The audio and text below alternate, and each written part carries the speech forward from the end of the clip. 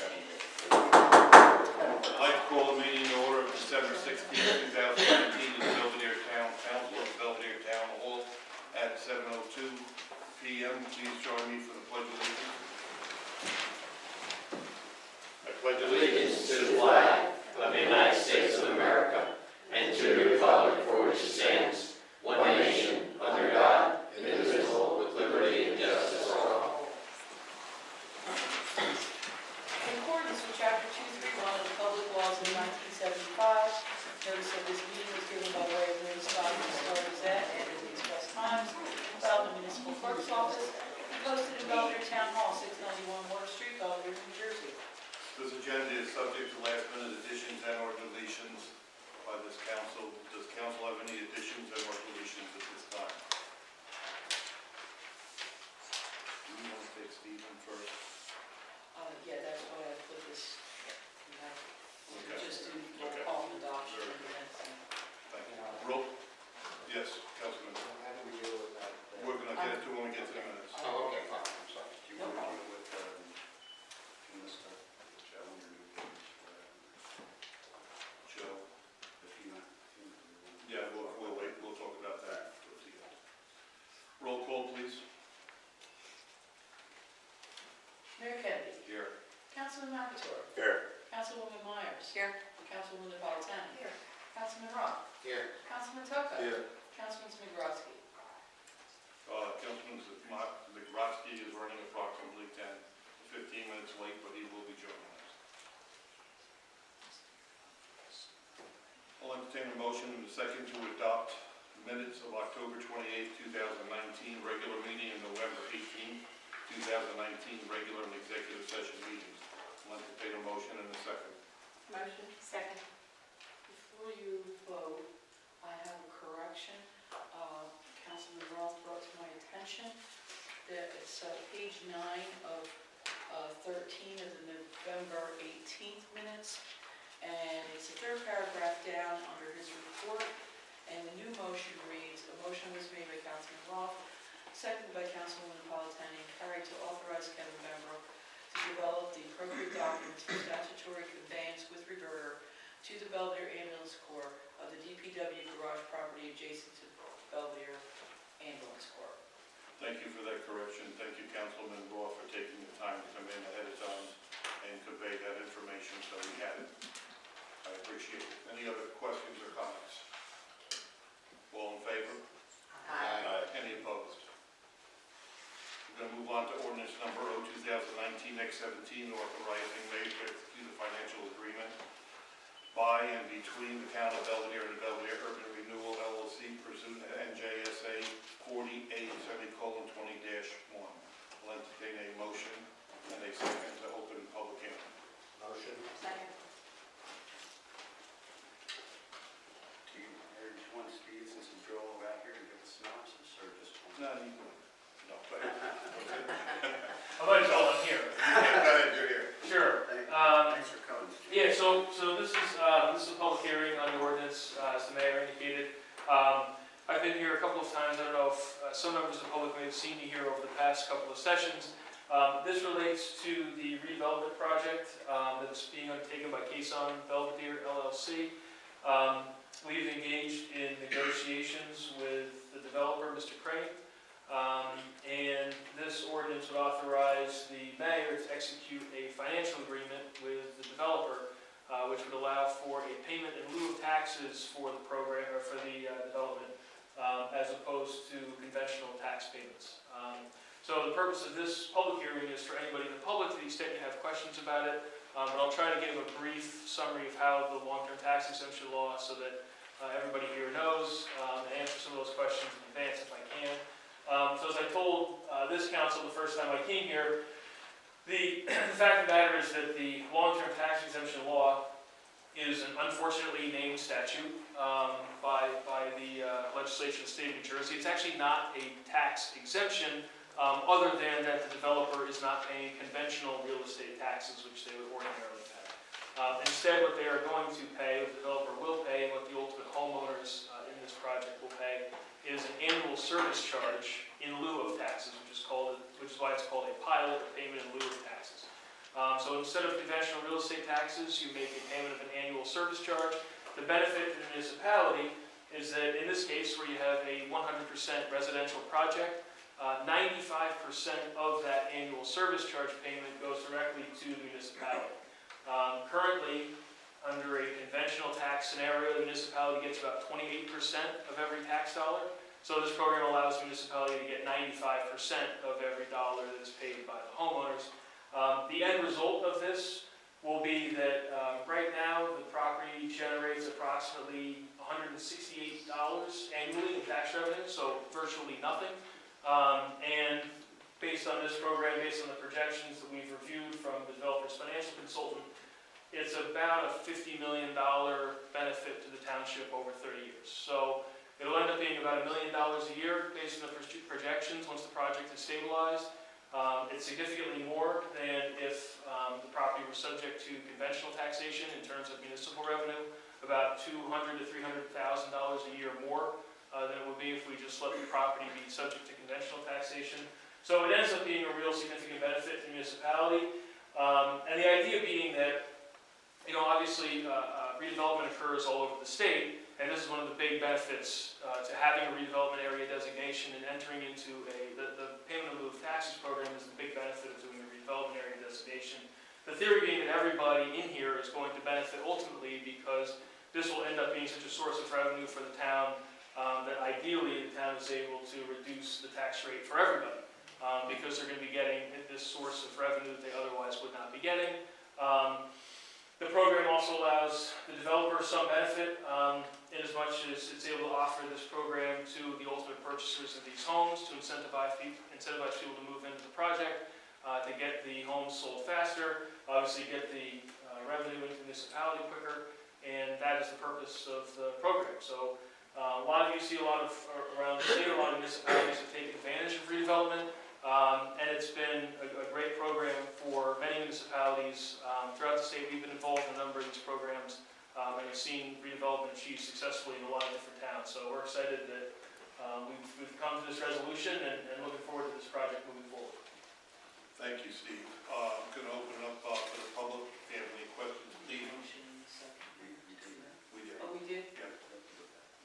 Joe I'm sorry. Myers. I apologize. Public have any questions for Steve and/or the legal counsel? Ask your questions pertaining to financial matters on this. As when we move forward on this in the future, there'll be ample time again for the public to speak on the actual site plans and development. This is just a financial agreement with the developer. So on this matter, yes. Just a quick question. Your name, please. My name is Keely Slifer. I'm the owner of 16 Greenwich Street. This is my first meeting because I'm a new property owner in the state of New Jersey.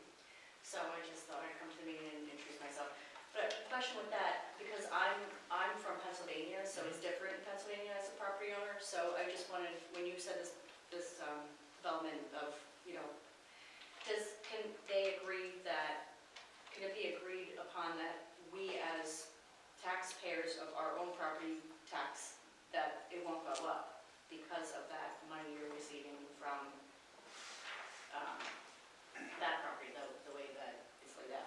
There's no agreement in that respect, but the theory is that, the municipal budget is whatever it is on a yearly basis. And now we're talking about injecting an additional $1 million a year directly into the municipal budget. The projections are that this project will have a municipal service cost of about $280,000 a year. So this $1 million that it's going to generate into the municipal revenue is going to more than triple its municipal services cost. So the idea is that that extra revenue, the $800,000 or so, whatever it is, ends up being such that the town can actually reduce the levy on all of the other individual revenues, so the town, the rate will go lower. There should be no scenario where this project is going to cause your tax rate to increase. I wouldn't foresee that. Can it keep it down, like for the next how many years that it's in proposal? If you're talking about as an individual homeowner that's not in a redevelopment area, you can't participate in the program. It's only for properties that are in a redevelopment area. I wish that it were not the case, but the idea is that the property has to be in a designated redevelopment area in order to and there has to be a redevelopment plan in place that a redeveloper is pursuing. Right, but if they're making that much money more to help the township, then it should keep our Maybe, residents. maybe I can elaborate as well. So what Steve is saying is there's no way to ever contractually lock in any tax rate for the public at large. You have to, by statute, every year, we start here in January, like every other municipality, we have to introduce a temporary budget. There'll be budget hearings, which are open to the public, you're free to attend those. That's when the budget's set every year, that's when the tax rate is set every year. Last year, this council and mayor were actually able to have a tax decrease on the municipal portion of the tax.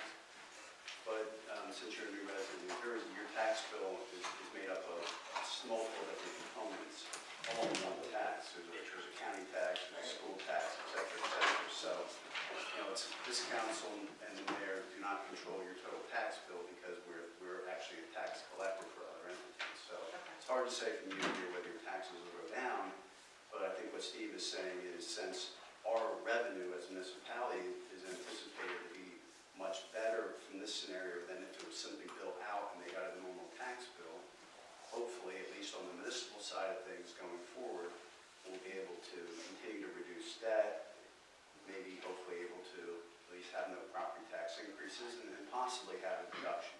That'll happen every year as we do our budget. Well, thank you. You're welcome. Thank you. Nancy? Nancy Mason, Belvedere. This is for a 30-year agreement? Okay. I just want to be sure if I just understood what you just said. You said the project, the town anticipates that the project will triple the services, the town services, triple? So the projection projection that was submitted with the application for the financial agreement is the municipal costs for this project when it's totally complete, on a per resident basis. They extrapolated it out based on the number of residents that are anticipated, and the cost would be about $280,000 a year for all of the units, about 223 units, I think, total, or 213 units total. So about $280,000 a year would be the municipal cost. And that is basically for police because you're excluding school tax and county tax, correct? That's police and whatever other municipal That's services basically you all expect we to have. Police and maintenance and, yeah. So, On DPW. Right, yeah, maintenance of The roads. streets here will be public, okay. so. So the school does not get any portion of that money, although a development that big is going to increase the school population, so no money is going to go to the school district, correct? Well, as far as I know, it's not anticipated now, but the municipality can always make whatever arrangements it wants with the school district to provide some of that. We have allocation ability if we wanted to. I think there was a projection done. There's a project 14 About school, 14 14 students. schools Wasn't a total. lot because of the unit mix. And this number of residences is also going to impact the county services. These people will be driving on county roads, which also need to be maintained, county library system. There's other expenses there too, so I'm just wondering how is that fair, because I could see county taxes going up, so any benefit that we might realize for the Belvedere portion of the tax, the county tax, that's going to go up anyway,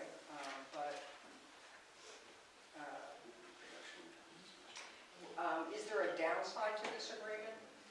I mean, it sounds like a win-win for the town, but there's, what's the downside? They're locked in for 30 years, correct? What happens if this project is not completely built out or bought? Does the developer still then, once the houses are built, if they don't sell, or if he only builds a portion of it? Well, the developer's going to be required to pay some minimum annual service charge. So if the homes, if the property is being redeveloped and the homes are not, first, the developer's not likely to build homes that are not going to be sold, right? So they might just end up paying property tax, On an empty lot. on an empty lot, correct. But there's going to be provisions in the financial agreement for a minimum annual service charge, which is essentially equal to whatever the land value is of the property, and, multiplied by the tax rate. Right, I get that, but it just, I don't know.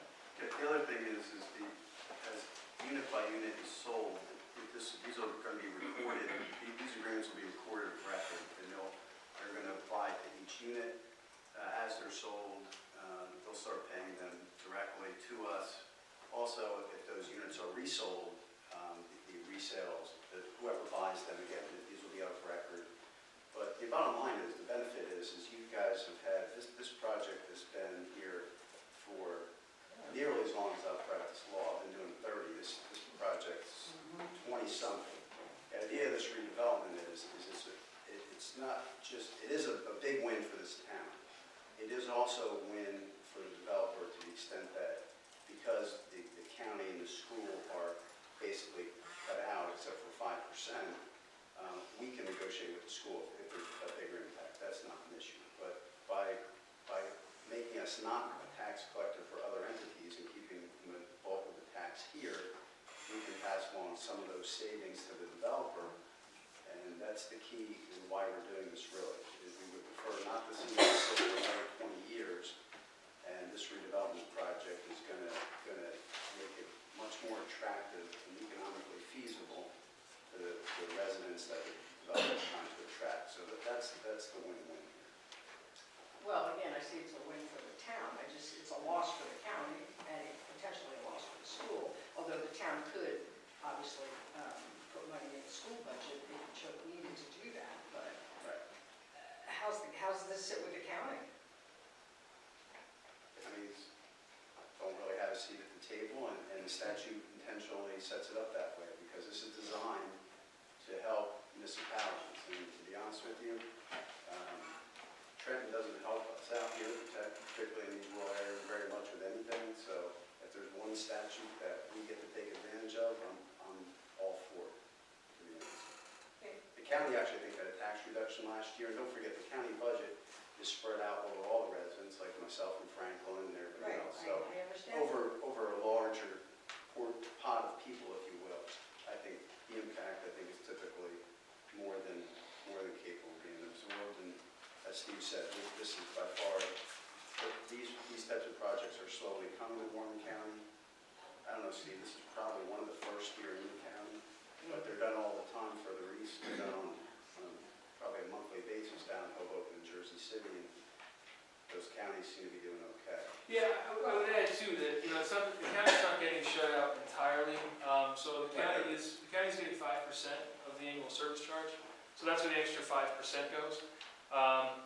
And, if you keep in mind that right now, the property is generating $168, so essentially nothing, $0 to the county. And when this project is fully built out and sold and stabilized, the county's going to be still realizing much more revenue than it has been for the past 17 years, or perhaps forever, when the property's just been vacant. So the county will be getting revenue out of this. Well, I thank you for your explanation. It's a new concept for me to understand, but, with all the county buildings that we have in town, it's kind of a wash anyway. Part of the reason for this program, is part of the reason for the program is that there are a lot of county buildings in town which, the tax base suffers from that, because they don't pay the same real estate taxes that others would. So, this is part of a way to address that. Thank you. Mary Ann, you had your hand up. Yeah, Marion Steffen, live on Delaware Avenue, but actually also happened to be on the Board of Education. Didn't even know this was going on tonight, just by happenstance. So she asked most of my questions. Clarification. The school district gets $0 out of the $1 million plus that the town is going to take in. That's not true. What's not true about that? Mary Ann, that's not true. I don't think we've gotten to that point. We have an option, correct me if I'm wrong, Steve. Correct. We have an option to take, I think, up to 90% or 95% of the dollars that would normally go to the school district. So also similar to the county, the school is not cut out 100%. You get 5%? Well, I'm not, listen, I'm lying to you if I tell you if I knew what the number was. But we're talking But I about will- 50%, right? We're not talking about 52.9 cents on a tax dollar, the way that the residents are paying right now. They would not get 52.9 cents on a tax dollar in this new development. So what should be part of the package known then is that the school district, who's trying not to raise taxes, will now raise taxes every year to recoup some of the money from the students we're going to start to receive. So that is a minus in this. We've also closed the school building to try to save dollars. 14 students will put us in another building. Just throwing that out there for you guys. Thank you.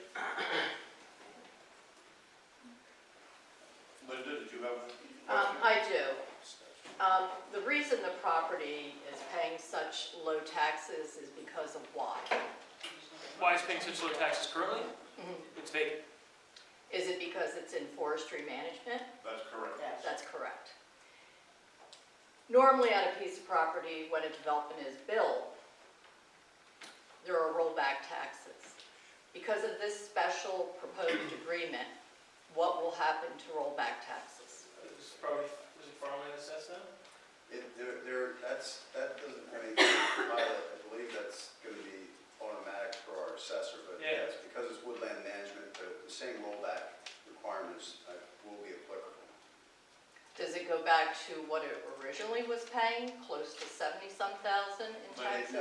what it does, a rollback tax, you go back 3 years from the date of a change in use. So that change in use could be a couple years off. You actually have to see basically shovels in the ground. But whenever that happens, if that's 18 months from now or 24 months from now, and the project starts, in that tax year, our assessor will initiate a rollback assessment. The developer will get noticed. If they want to appeal that, the assessor and myself will go down to the county tax board. But that's an automatic. And I suppose it's something we could, again, it's also not part of this financial agreement tonight we're talking about. We could, I suppose, lock that in as part of the redevelopment agreement if you wanted to. But honestly, I think that's an automatic statutory thing that I don't think either party can really negotiate. That's true. So, and again, I'll point out that when that rollback assessment does occur, the assessor is going to have to put a value on the property for purposes of, to your question, calculating the minimum annual service charge, which would be the value of the land. So whatever the value of the land is that the assessor puts on the land, that is going to amount to whatever the amount of rollback taxes they get paid. So that would be. Well, Linda, I wouldn't be shocked if you're talking about, 70, 80, 90. It's not locked into the old tax. It's actually what our current tax ratio is. So that assessment will probably be the number you're talking about, or conceivably higher times 3. So yes, that will happen. Linda, just to refresh your memory, dollars and cents, just give you a rough idea. We had the same exact situation last year with the new solar field for DSM right up the road here. They occupied 6.5 acres that the town held it here by the warehouses, and their rollback tax equated to about $64,000 for those 3 years. So a similar situation would happen with that 33.8 acres on development. I don't know exactly what that number would be, but it would be substantially. Okay, and then I have another question. Being that you're going to be voting on this tonight, I'm sure that everybody has done a little research on the question of taxes actually going down for the rest of the residents.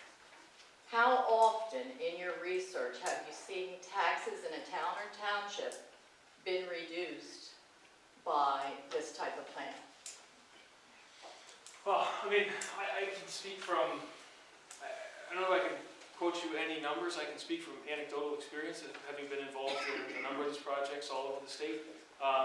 So just a little bit of background who I am. So I didn't think I introduced myself even. So I'm Steve Goen. I'm from Giordano, Howard, and Cecil. We're a law firm out of Red Bank. And we do extensively redevelopment throughout New Jersey. So we've been involved in these projects in almost every county in the state, although as Kevin mentioned, these are relatively new to Warren County, but some of the more urban counties, we've been involved in them extensively for the past number of years. I know, for example, where you have a smaller municipality in a larger redevelopment project and a large income generating pilot, that it tends to reduce the municipal tax rate year over year once the project gets stabilized. And I can point to the example right down the street from our office in Homedale. Maybe you've seen driving down the Parkway, if you've had the chance, the Bell Works project at the old Alcatel-Lucent building in Homedale. That project was a 2 million square foot office building that was vacant, and it was redeveloped with a mixed-use office complex, and Toll Brothers did a residential housing development around the outside. And Homedale was able to reduce its overall municipal tax rate substantially by virtue of doing a program like this. So, and you know, we're basically following the same model here. I don't know that there are any published statistics about how often this type of thing causes municipal tax rate to go down, but that is the intention of the statute, and I mean, again, speaking anecdotally from my experience, it's happened. Do you know how much that project that you're referring to did go down as far as the tax rate? I don't know the numbers off the top of my head.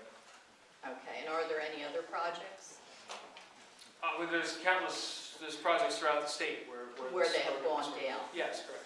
And I they mean, many are, municipalities have started in just the type of situation that Belvedere is in, and they've gone and redeveloped, you know, essentially the entire town through the redevelopment process.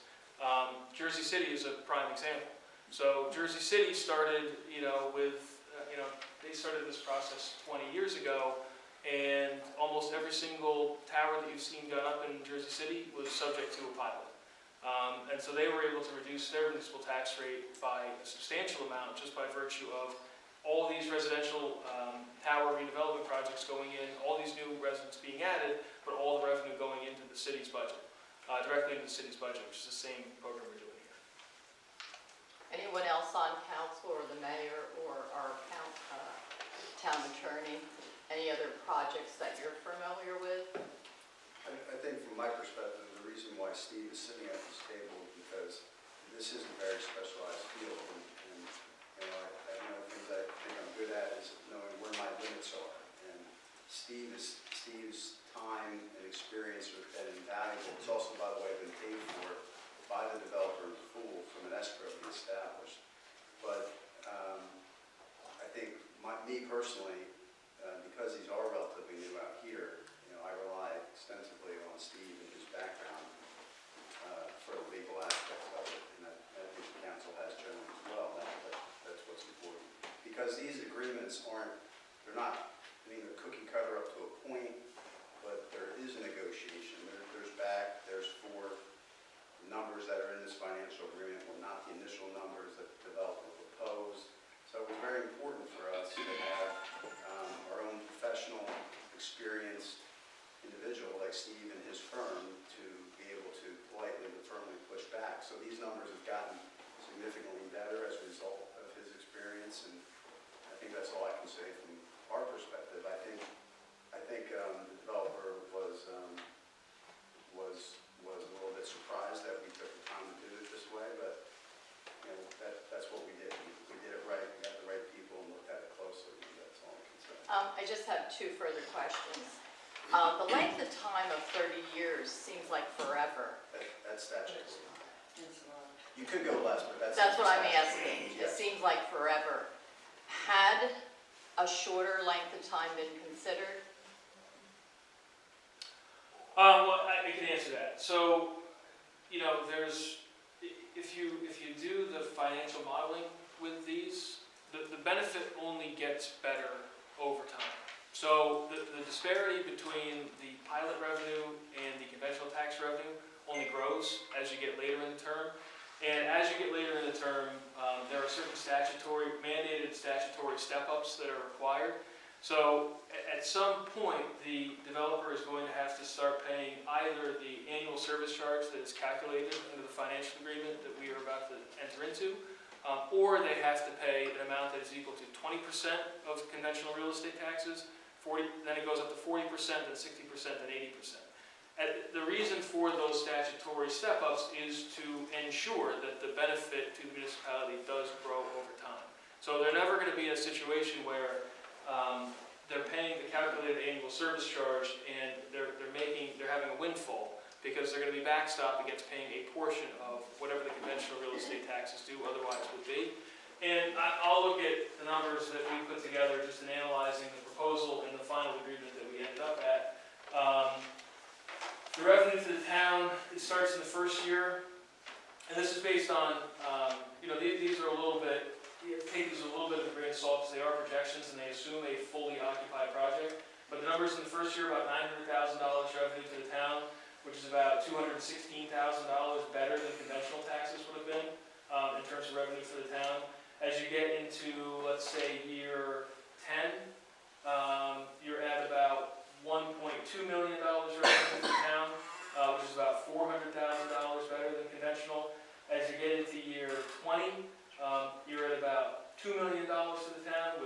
about $900,000 better, and it goes up from there. So, you know, we've seen municipalities where they've said, you know, we'll do a 15-year pilot or a 10-year pilot or something less than 30 years.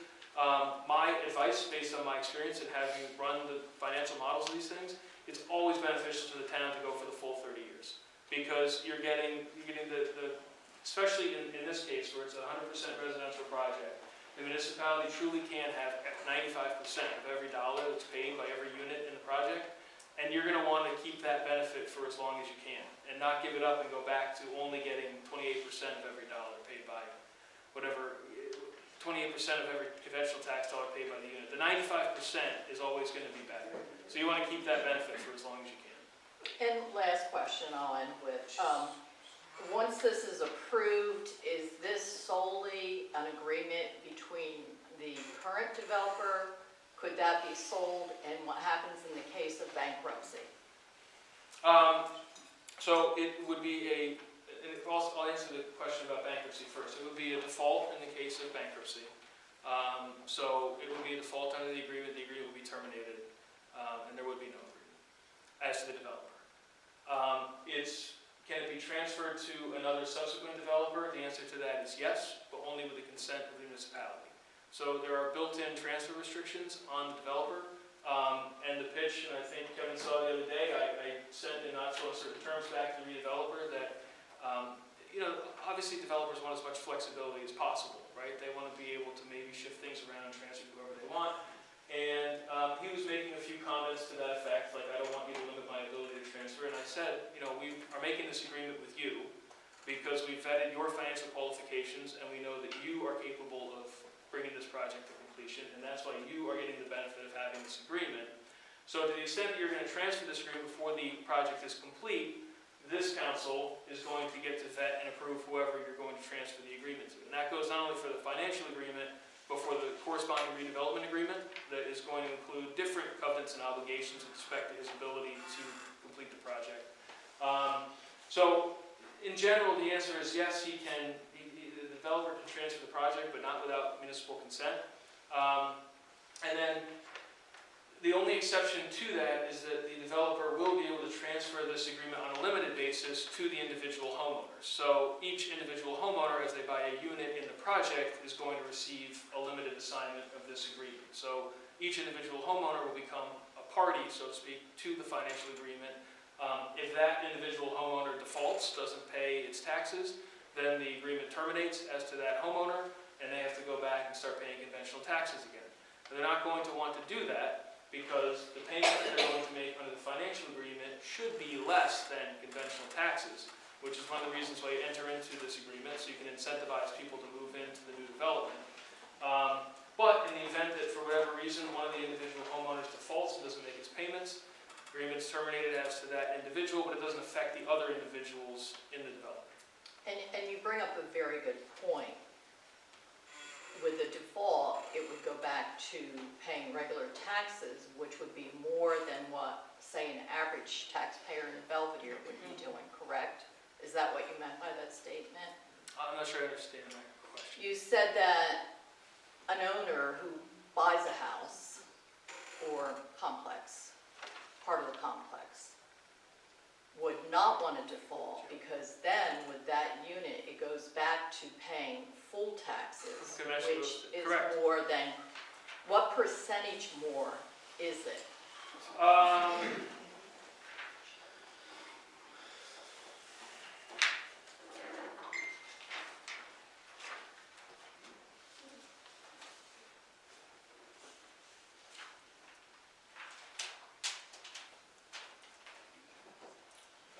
It's between, this is probably about 60%. The annual service charge is about 60% of conventional taxes. 60-65%. So basically, someone would probably prefer to buy a residence up there because they're going to have to pay less taxes than buy one of the residences in the existing town. Correct. Okay. No, Thank you. that's not wrong. And you know, I understand the concern, but part of the reason for having this agreement too is the idea is that you're going to incentivize people to buy a house in this development as opposed to in Pennsylvania or in another town or in another county, because you're going to be giving them an option in this town, you know, for all the benefits that this town has to offer, that's going to be competitive with another state where tax rates are much lower, another county where the tax rates are much lower, another town within the county where the tax rates are much lower.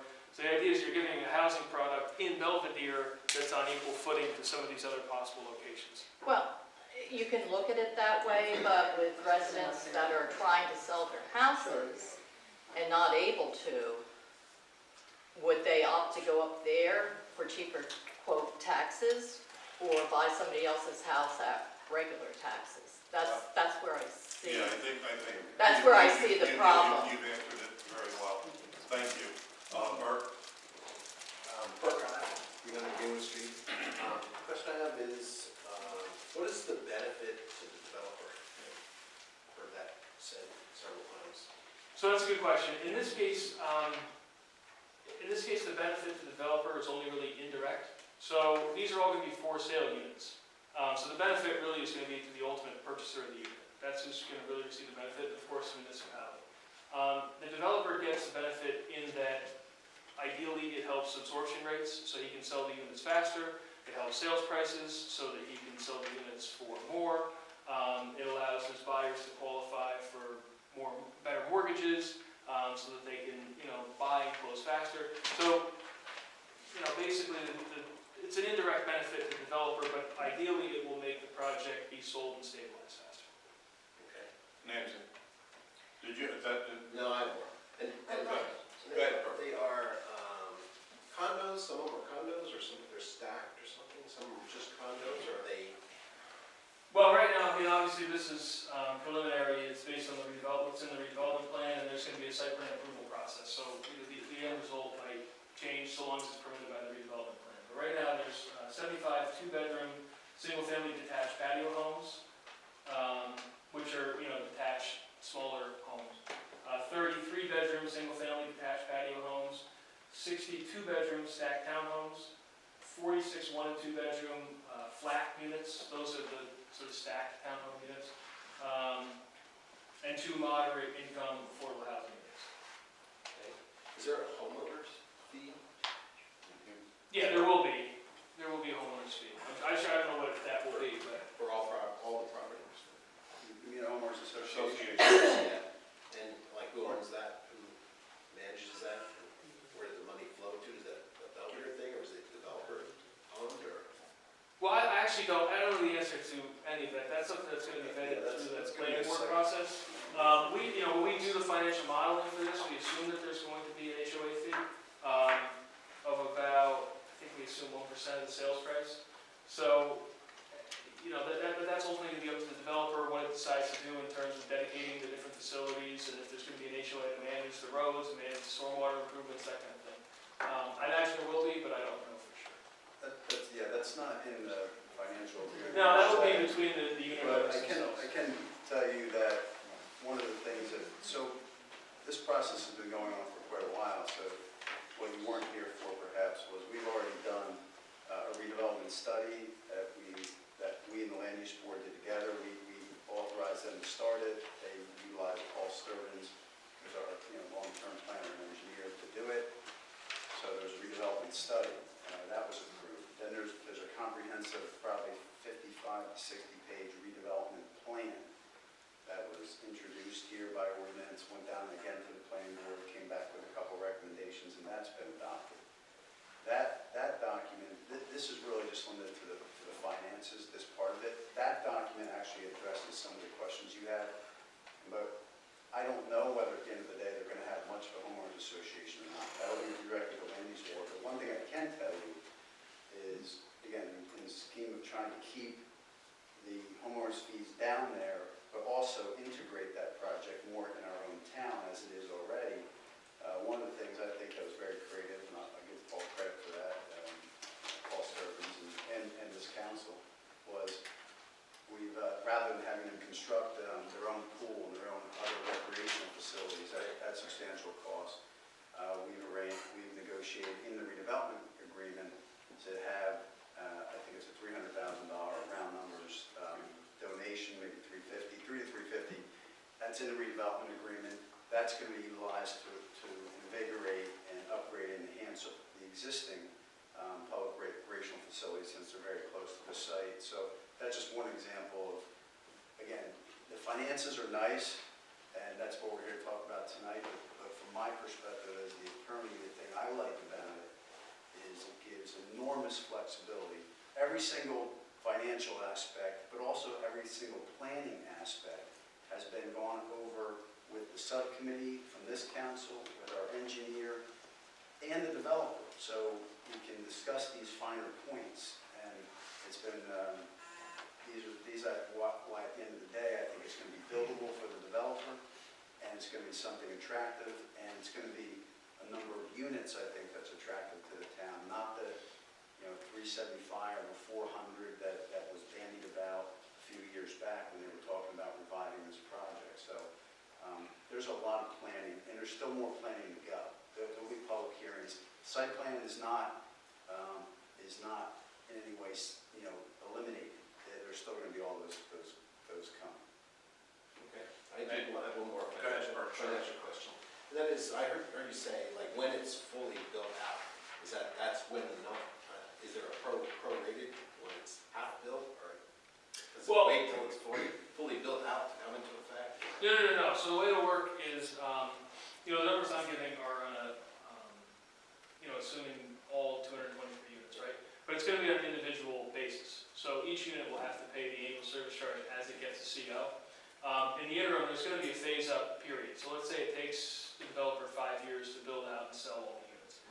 During that interim period, like we talked about with the rollback taxes, the land will be assessed at some value, probably something relatively significant, because now instead of being land under forest management, it's going to be land with approval for 223 units, a financial agreement, a redevelopment agreement, and site plan approval. So it'll have pretty significant value.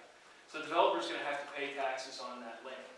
As the units come online, each unit then automatically becomes exempt from that land taxation and any other improvement taxation, and it starts paying the annual service charge. So during the phase-up period, the municipality is going to be collecting the land taxes like it ordinarily would. As each unit comes on, they start paying the annual service charge. So by the end of 5 years, you're at a situation where you're collecting from all the units, and then on the back end, again, there'll be a phase-down period where some of the units are coming off the pilot and they start paying conventional real estate taxes again. As each one runs out, it's 30 years. So 30 years is on a unit basis? Correct. Okay, clear. Thank you. Mary? Mary Belvedere, a couple questions. Does the developer have a builder in mind already set up, or are they looking for a builder? Or are they going to develop it themselves? I don't know the answer to that. Okay. I know it's not a financial question Yeah. specifically, but I have another question that I may not be able to ask another time. So what are proposing the quality of these homes? Are they low income? Are they mid-level? What is maybe a sale price for So- a flat? The projected average sale price for the 2-bedroom, single-family detached patio homes is $324,000. The projected for the 3-bedroom, single-family detached is $360,000.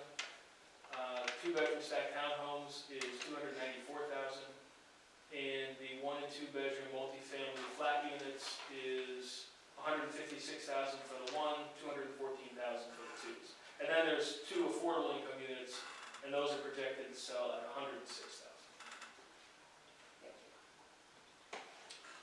Dawn, did I see you again? I have another one. Mary? Hey, just a follow-up on the financial, I'm a little confused. We're going to get 60% of what we could have gotten on a full tax basis. So we're only at 60% of what was there. Now, you normally only get what? How much do you get? I know we get like 52% of this You full. get 52.9, the county gets 20 point, So the town normally gets what? approximately 25 to 26 cents. Let's say 25 to make it round numbers. So you're getting an additional 30% to the town. 95% of 60 is a lot bigger number than 25% of a general tax bill. That's the bottom line way to look at it. How much? What are the actual numbers? This is what I want to know. How many dollars are we talking You about? just heard it. Yeah, I Like didn't hear total dollar number. okay. Excuse me, I did not hear that. So total revenue to the town, let's say in year 5. We're talking about, essentially that's when we're fully stabilized. This is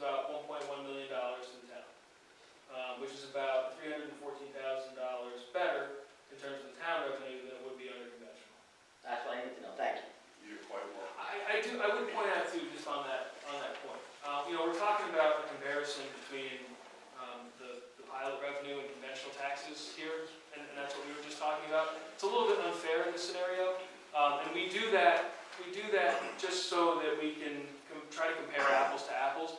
But this is not really an apples-to-apples comparison because, and as in the case in a lot of redevelopment projects, and I've seen this in a couple I've worked on more in Hunterdon County, this is sort of the reality. The reality is, if you're charging conventional taxes, the project's not going to get built at all because it's not competitive, or they can't, the potential buyers can't qualify for the mortgages they need to qualify for. So even though we show a comparison to conventional, it's not realistic to think that the developer would actually go out and build 213 units at a conventional real estate tax rate, because that's why we're having a conversation about the financial agreement. So the idea is, what we really should be focused on is the additional $1.1 million of revenue to the town from a property that otherwise isn't generating any revenue at all. And that's really where the benefit to the town comes in.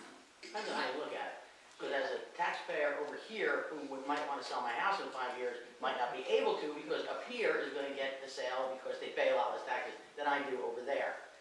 So, it depends on which side of the street you're on this one. Understood. Nancy, you have one more quick question? Yeah, just a couple. Did the developer want this, or is this something the town sought for? Because I don't know if it makes a difference to the developer who pays the ultimate taxes once he sells his product. So is this something that the developer wanted, or something the town wanted? Well, it is definitely something that the developer wanted. I think I went over some of those ancillary benefits to the developer. The developer did make an application for this and made it clear under no uncertain terms that this was a prerequisite. So this is so he can better sell his product, okay. You said that there would be HOA fees. What would they be for, though, if the town is going to be? That's what I'm saying, that'll be a site plan issue. I don't really know whether to what extent there will be much in the way of a Is homeowner's the town going to association. be plowing the streets? It's a site plan issue. I don't know. I think planning and zoning is the place to ask those questions as a developer. And on that type of thing, to be honest with you, that's largely inconsequential. And I say that because, let me explain why. Because we have one of two options.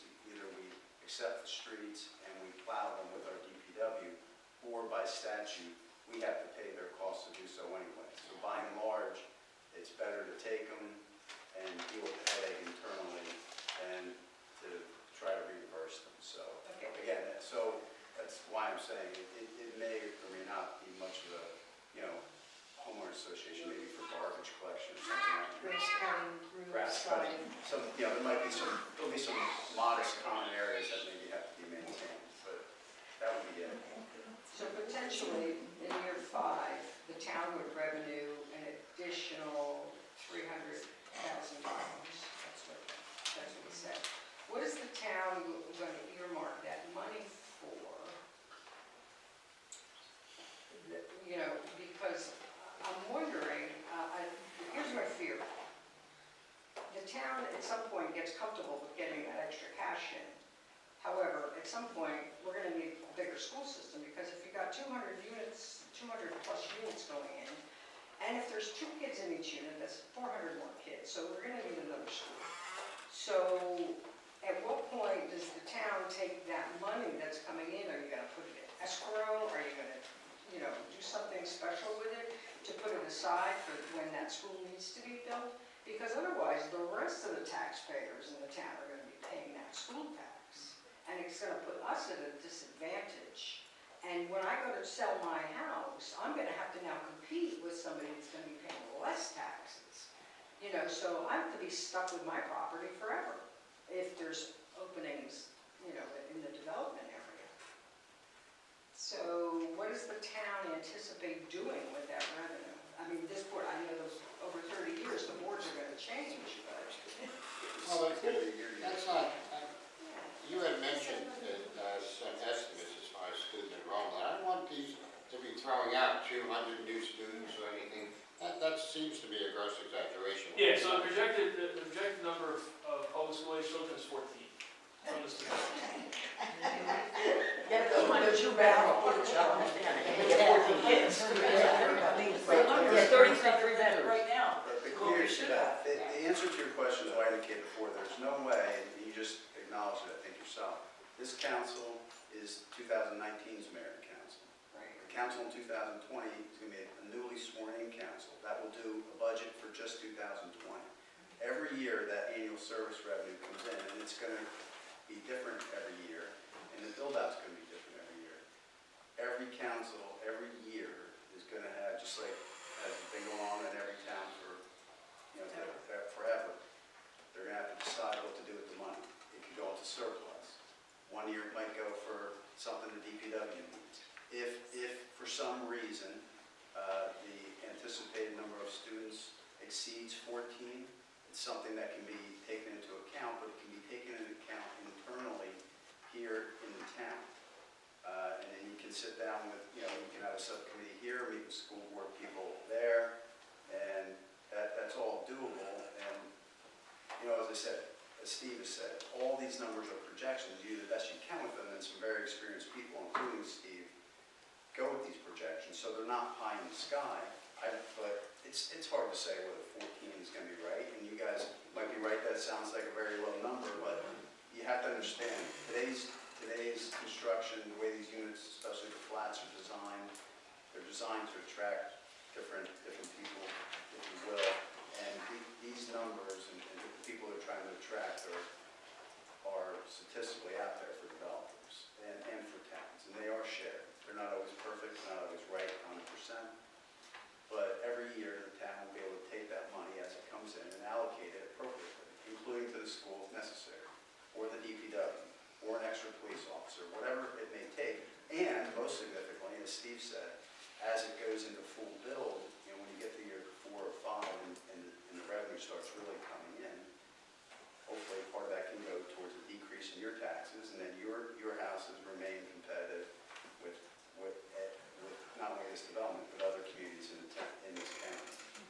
And if you think that's pie in the sky, I would point out that you guys already got a municipal tax decrease last year without this project. So again, we don't control your total tax bill because there's other entities, but I would certainly, if the mindset of this council stays going forward with reducing debt and keeping the tax burden down, it should go down, as Steve indicated. I pay a lot of taxes, just like you do. And if I had this type of extra income, I would certainly like to see that manure a little bit to my benefit. And it's in your hands at some point whether you elect us or don't elect us. And that provide the financial support. Well, I would just like to see that, perhaps the boards going forward, has a plan for putting some of this money into escrow for the benefit of the other taxpayers that are footing the bill for the county and the school. I encourage you to continue to stay involved and come to the meeting. Thanks. Good questions, though. Thank you. Well, we're going to close. Yes, exactly. Linda, one more, please. I'll end with, since we're talking financial, yes, there was a decrease in the taxes, but when I asked the auditor, the plain facts, the town's budget did go up. That money was coming from surplus to give a slight reduction. I respectfully disagree. Well, that's what the auditor said, you can check the tapes. And I'll end with, if it's not a benefit for all of the residents, it's not a good thing. Who's going to pay for these roads? Who's going to maintain them? Well, again, Who's going to I'm not construct them? going to sit here and debate, but I think your general question, your general comment, saying that the town in its entirety is not going to benefit this, again, I respectfully disagree. Beth, did you have something else? Yeah, I do. I haven't been part of any of the discussion, any of the committees, any of the planning. But what I'm hearing here, and I come to the meetings, as you do, Linda, this is great for the town. Because at the price point that these homes are coming in at, in the $300,000 range, Belvedere is not at a median price of $300,000. So people who can't afford to buy these brand new, beautiful flats or patio homes are going to go into our $219,000 Franklin Street homes because they're going to fall in love with this town, because this town is a really great place to live and raise your family.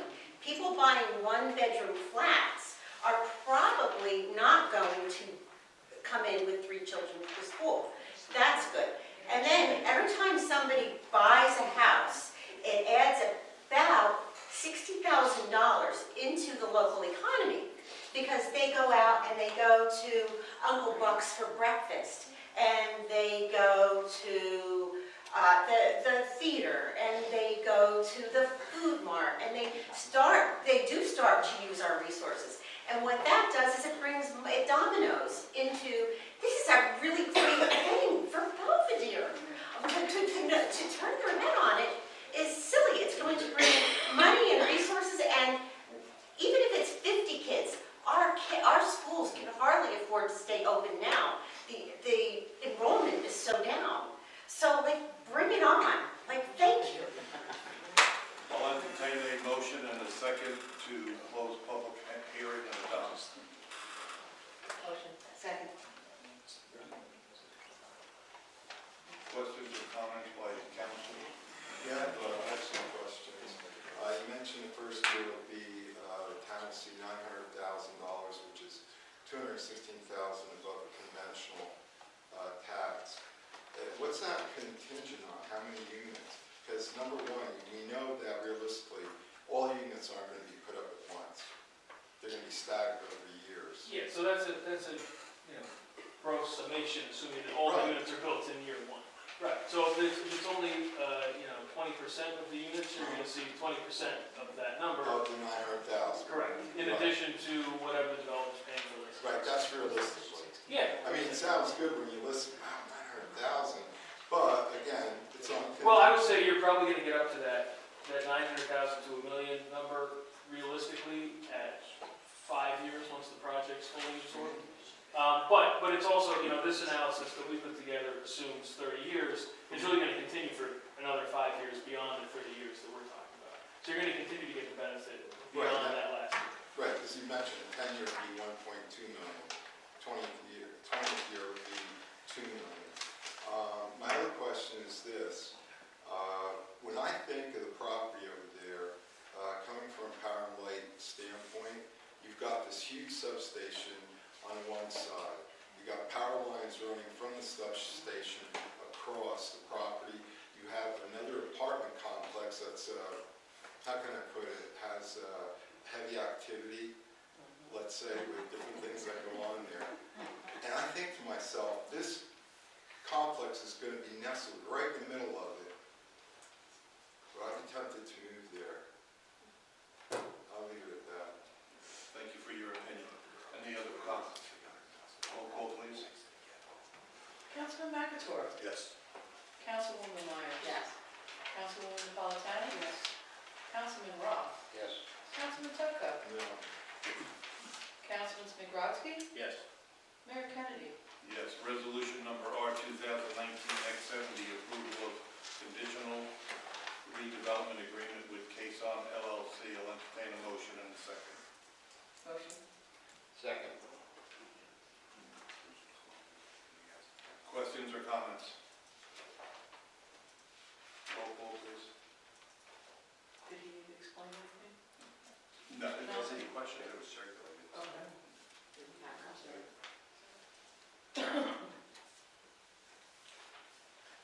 Councilman McAtor. Yes. Councilwoman Myers. Yes. Councilwoman Napolitano. Yes. Councilman Roth. Yes. Councilman Tocco. No. Councilman Smigrowski. Yes. Mayor Kennedy. Yes. Now, Thanks very much. Stephen, Okay. thank you very much for your Thank you. patience. I appreciate it. Merry Christmas to you. Thank you. Yes. We're going to move on. We're going to move on to public comment, agenda items only. Please, anybody, raise your hand. Public comment, agenda items. If not, committee reports, Councilman Tucker. Yeah, I just have one item, Board of Education, and I don't know, Ms. Steffi, if that was the invitation that Councilman Roth made at the last Board of Education meeting about having someone from Board of Education or student, a school student from Belgrade come to our meetings. Actually, no, I'm not here because Well, I was we are going to hoping- consider that. I was hoping it was that, which I thought that was a great thing to bring up.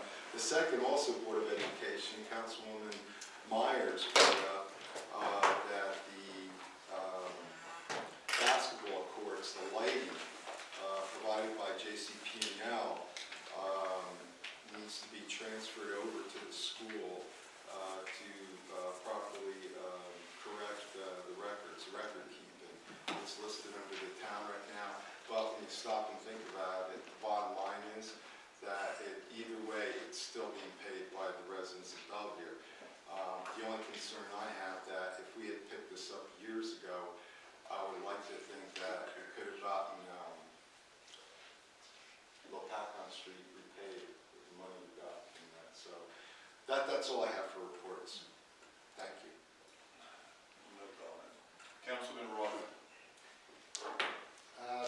Elizabethtown Gas is going to send out a mailing to all residents of Belvedere that have not yet signed up for gas service.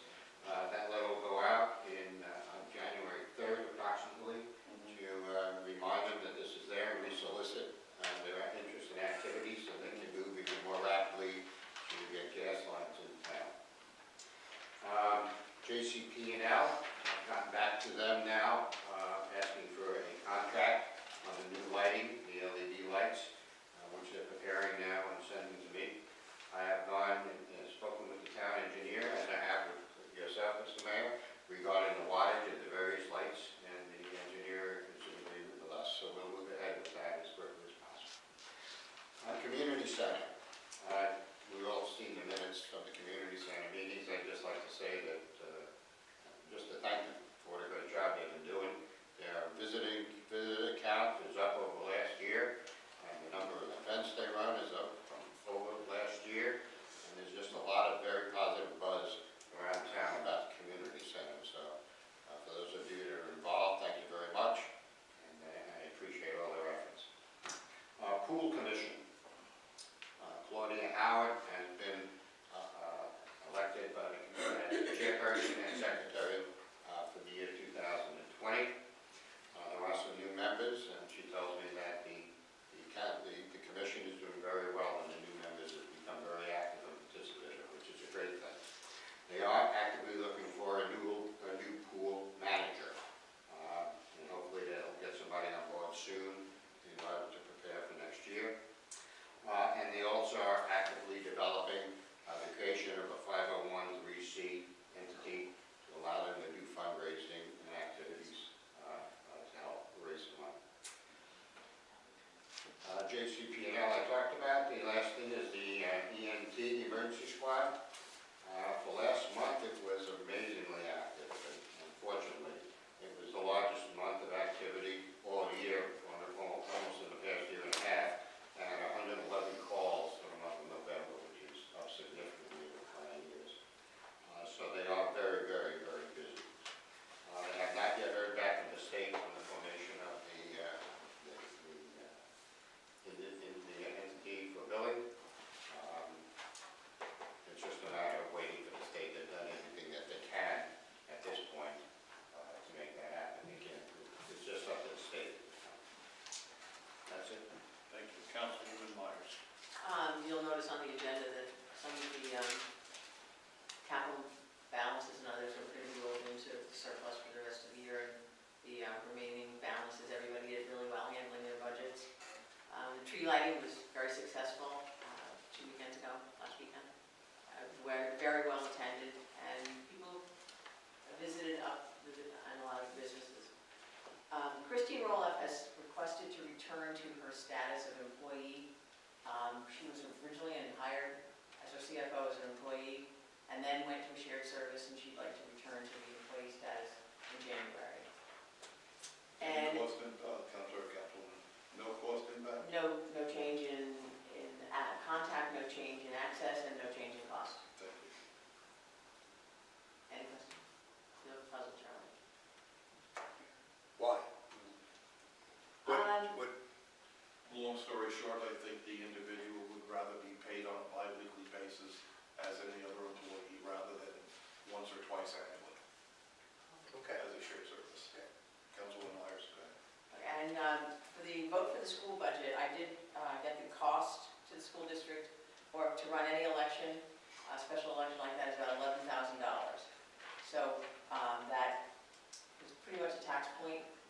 So rather than exercising, what we could do is returning the school board election to a separate election by just resolution. I'm proposing that we put it on the as a referendum for this year's election, because presumably since it is a presidential election, this will be the largest number of people in Belvedere to be able to vote to return the budget vote to a separate election as opposed to not being able to vote on it. So that way, if you're going to spend the extra money and you want to be able to have a vote, it will be done as a vote of the people. Thank you. Do we know what the date is on that? The date? It'll be due probably by the end of next August, to the county clerk on that. Oh, is it that long? Oh, okay. Yeah, the ballot has to be generated, the ballot's generated in September. Yeah, I know. So I And thought, usually the deadline is like mid to late August. Okay. then you have time, so you have time to And create as the part question. of the referendum question, you can put a little explanation, you can put that estimated cost in there, just so people know. Oh, yeah, that would have to be part of it, because that is Right. really part of That's why the deal. Right. I had no idea it was that expensive.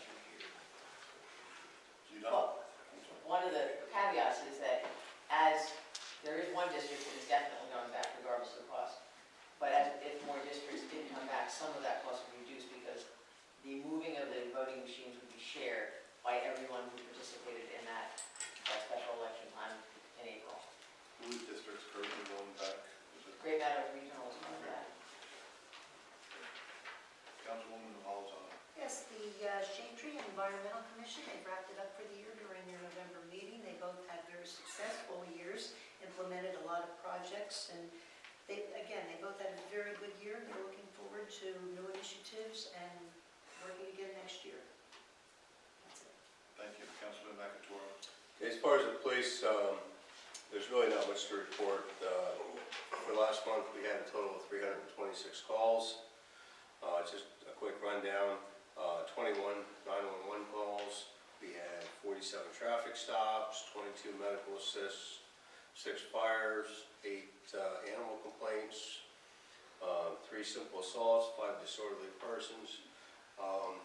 So for the most part, again, it's pretty much a standard month. We tend to be a very, very busy police department per capita compared to the rest of Warren County.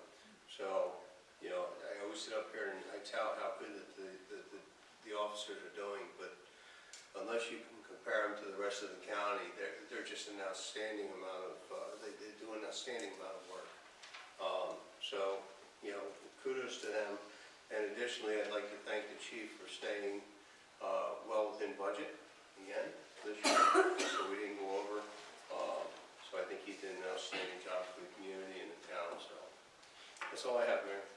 Thank you. Councilman McRoskey? Yeah, I just want to basically commend, our new DPW director, who's just finishing up his first year. I think he did a real good job on, personnel management and managing his budget. Basically just want to get a reminder out for winter parking. I don't want to, hate to see any residents get parking tickets. So just a reminder that can get out for everybody to get off the streets when there's snow coming. So. There's a snow emergency effective at 11 o'clock tonight. And it should really, just as a general practice, rather than waiting for the emergency, if you see there's significant snow or ice incoming, don't wait for the emergency, just, help us out. The residents have been terrific lately on that, absolutely terrific. Councilman McRoskey, do you have anything else? Excellent. Mayor, could I have one thing? Yes. There are luminaries that are available through Belvedere Recreation. We're trying to light up as much of the town on Christmas Eve as we can, so Heather Stokes is here to at least touch base with her, but it'd be nice to get as many out there as we can. Thank you. Sir.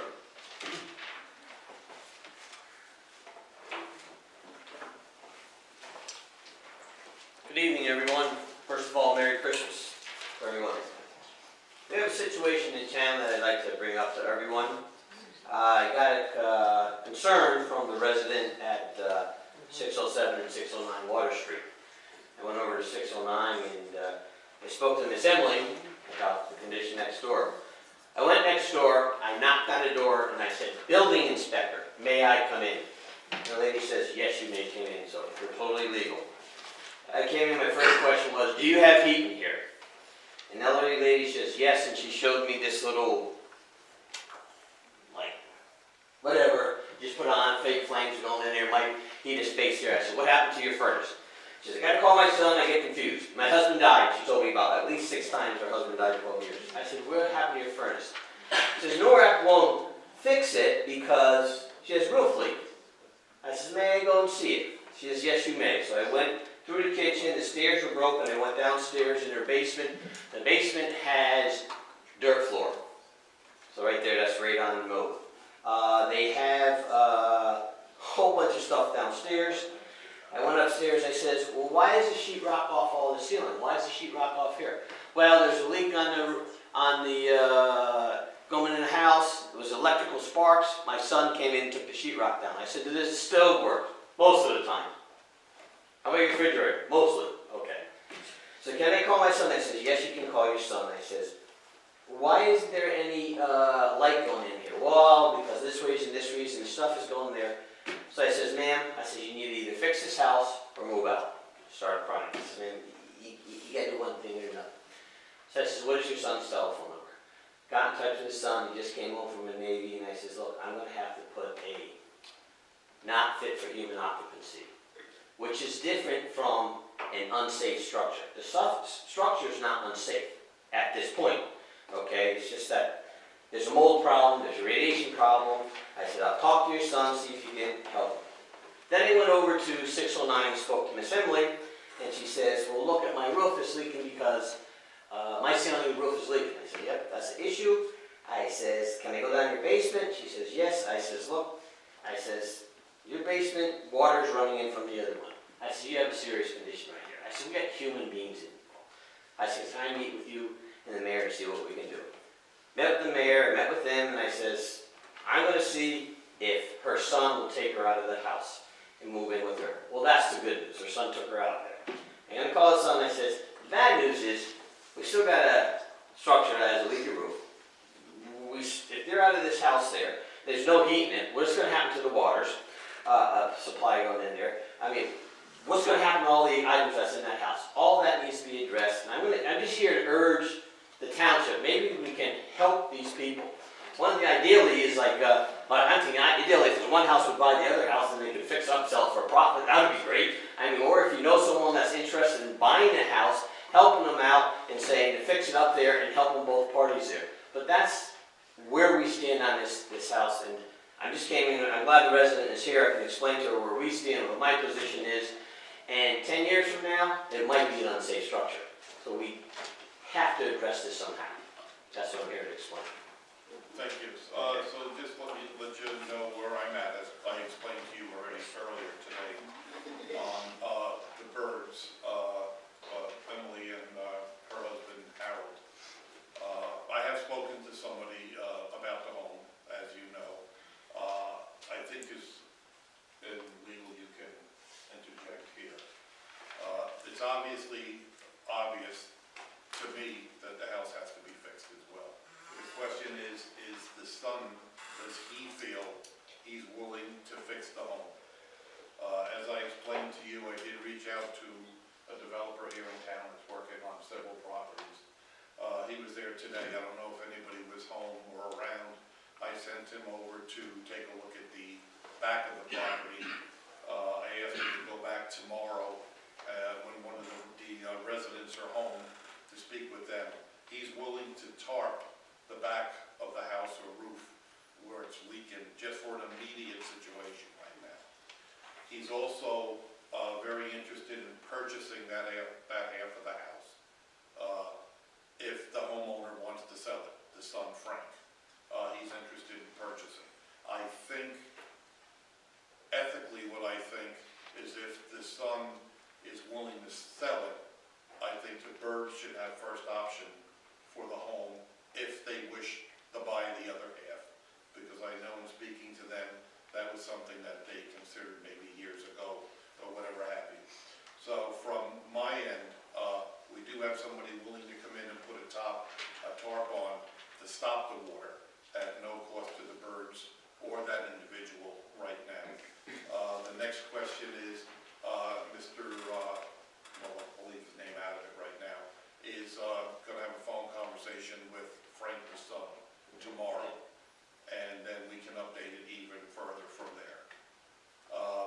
not take the house down, because he also agrees it's structurally sound but needs some significant work. And he's done some terrific work downtown already. And he's moving very quickly on the home on the corner of Greenwich and, Why are you busting his chops over everything, though? listen, this is what some people just don't quite understand, okay? I don't look at it as busting on somebody as much as we have great people in the town of Belvedere, great people that volunteer. But at some point, your greatness does not allow you to break a law or an ordinance. There's responsibilities. How many times have we criticized for not enforcing something or not, correcting something? So do we turn our heads just because, and listen, we have a love-hate relationship, Alan and I. I know.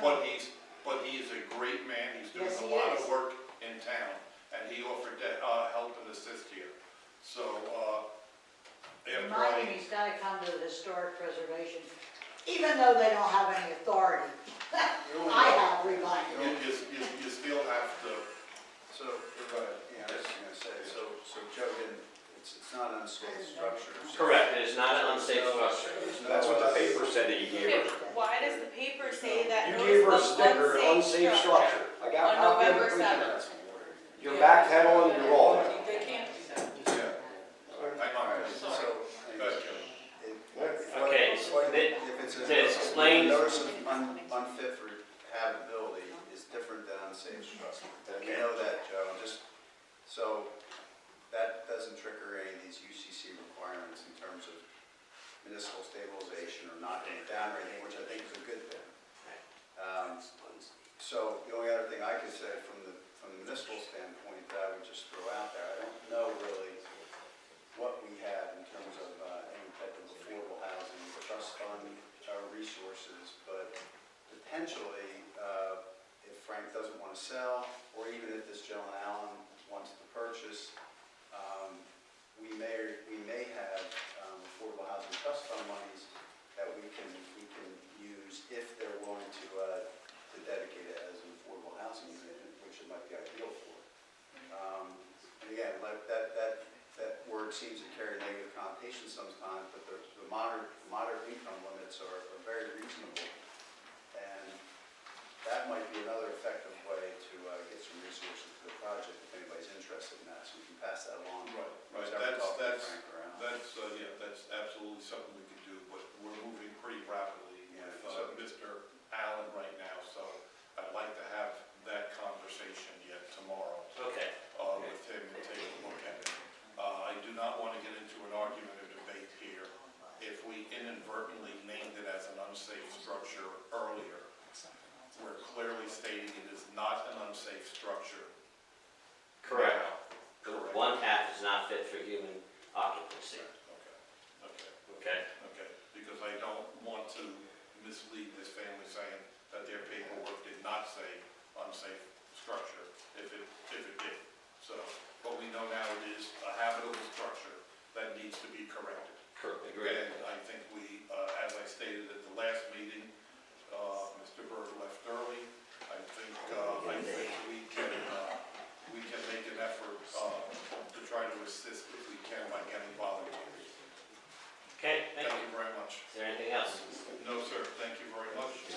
On my part here, I had a very productive meeting. I met with the mayor of Upper Mount Bethel. We spoke about various items right across the bridge. Some possible opportunities with shared services. I'll get together with the liaison on that. It relates to recreation. They have quite a facility over there, and they would not mind helping or assisting in anything recreation. So, all right. Correspondence. I have nothing unless anybody has anything to bring up. Jeff's general correspondence. Yeah. Tom's talking. Thank you. I had nothing that needed any action.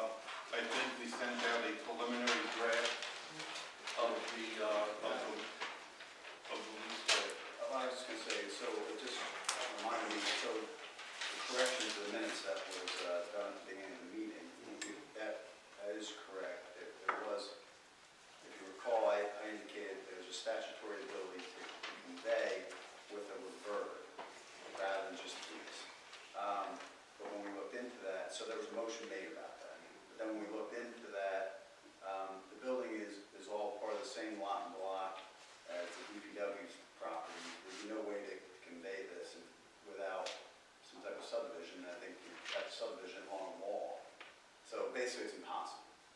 So, the direction, or the comment I got from Joe and Kathy was to circulate a draft lease for discussion. I've done that.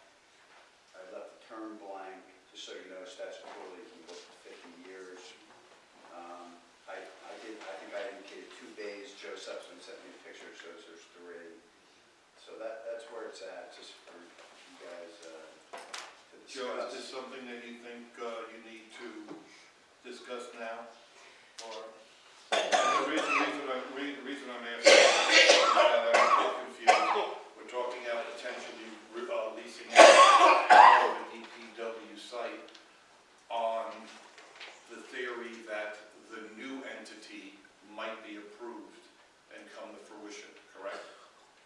No, I don't know that it was based on that at all. It was based on the fact that the emergency squad just could use some extra facilities.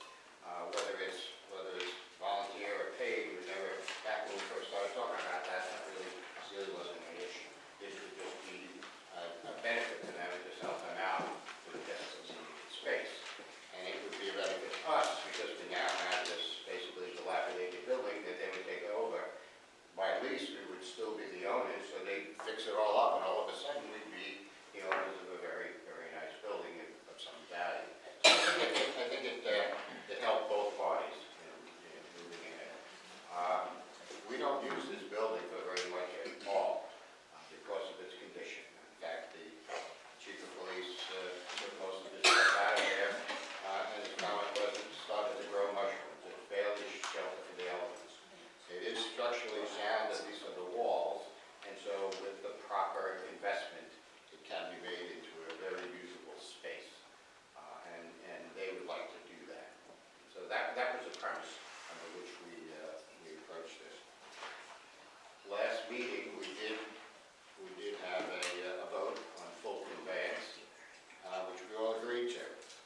And what I'd like to do, if the council would permit me, is to work with Kevin over the next month to look at this lease in much more detail and to create a lease that is really in the spirit of the intent of our last meeting and our last vote, a conveyance of the property. It'll be a lease, but not as traditional as in this lease. I think we should talk about something that constructs the lease that recognizes that our intent was to convey.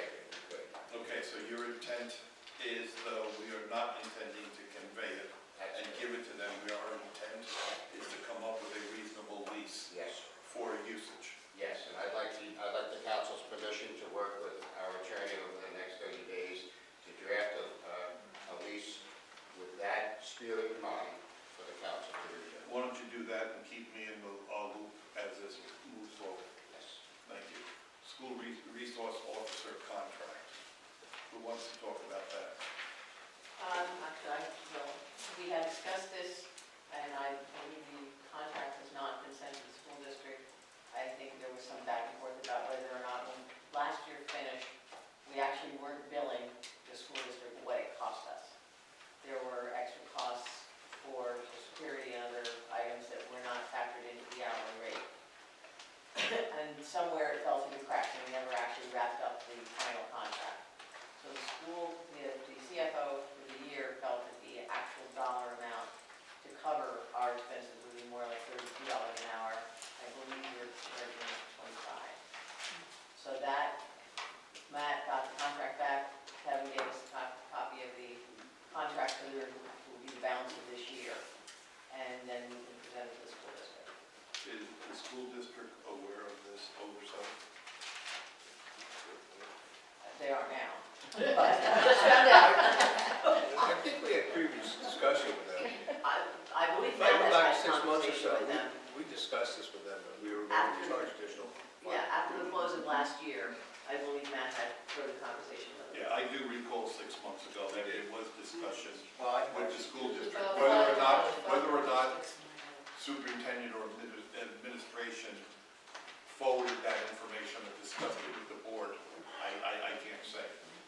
But I do distinctly remember that. Well, I did a draft of the SRO contract probably 6 months ago, right about that time. We had that When, discussion. when, Yeah. when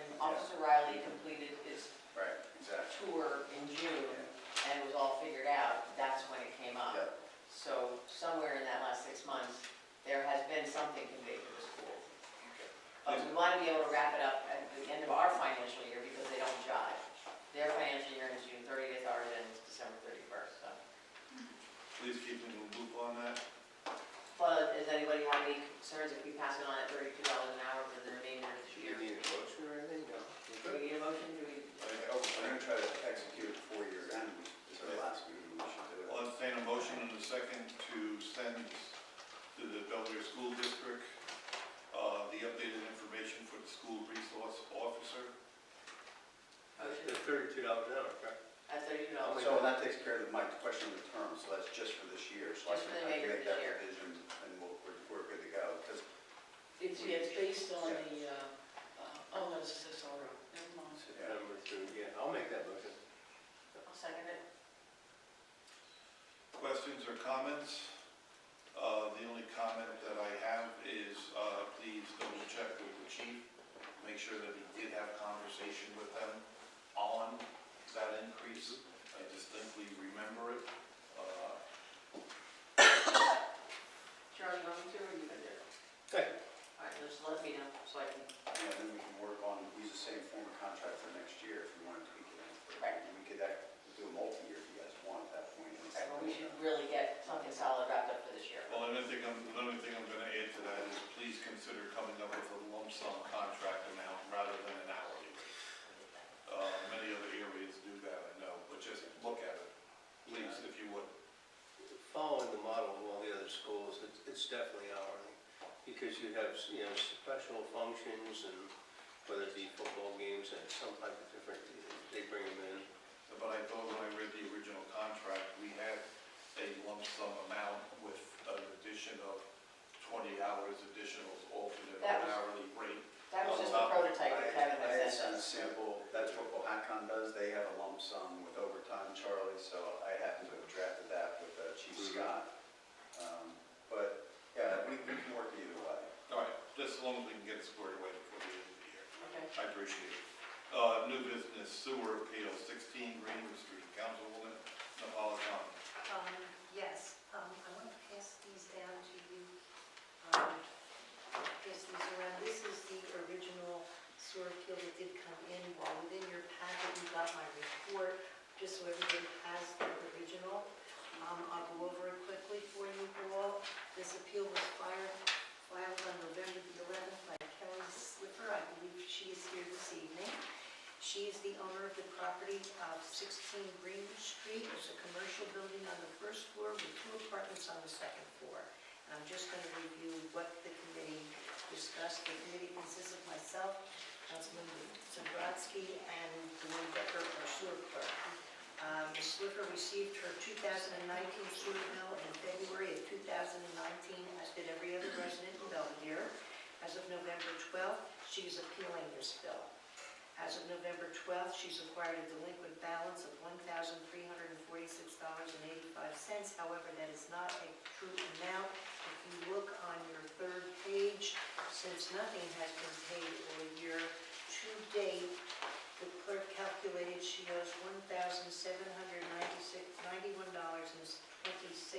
It's on the third page. Just so you know where she stands on this. Ms. Slipper states the plumbing on the first floor was removed or stolen from the property 6 to 10 years prior to her owning the building. She further states plumbing in the 2 apartments was inoperable until November the 11th of 2019 due to damaged lines with corrosion and inadequate fixtures and seals. Ms. Slipper is requesting sewer balances prior to August be removed since plumbing services were not operable. Okay, after discussion, and we did have an inspection by Jason Stout, he did confirm on the first floor there are 2 storefronts which share 1 bathroom, a full bath, and behind the bathroom is a small sink. On the second floor there are 2 one-bedroom apartments, each with its own full bathroom, kitchen, and living room.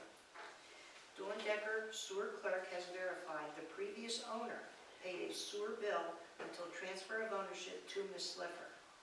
While Ms. Slipper contends the plumbing was not operable, she did not report it upon purchase nor upon receiving her sewer bill. The sewer committee recommends that she is responsible for the sewer service and she has been billed appropriately. So this was up for discussion of council for questions, and again, she will give us a chance. She is here. Okay? Is there any questions from council as to the committee? Any questions or comments for the sewer committee?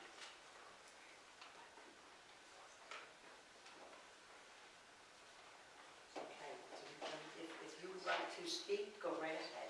Yes, so me being new to purchasing this building and, you know, part of the reason why the purchase of the property for sale was as low as it was, and the agreement of purchasing it the way it was it didn't have any heat or plumbing.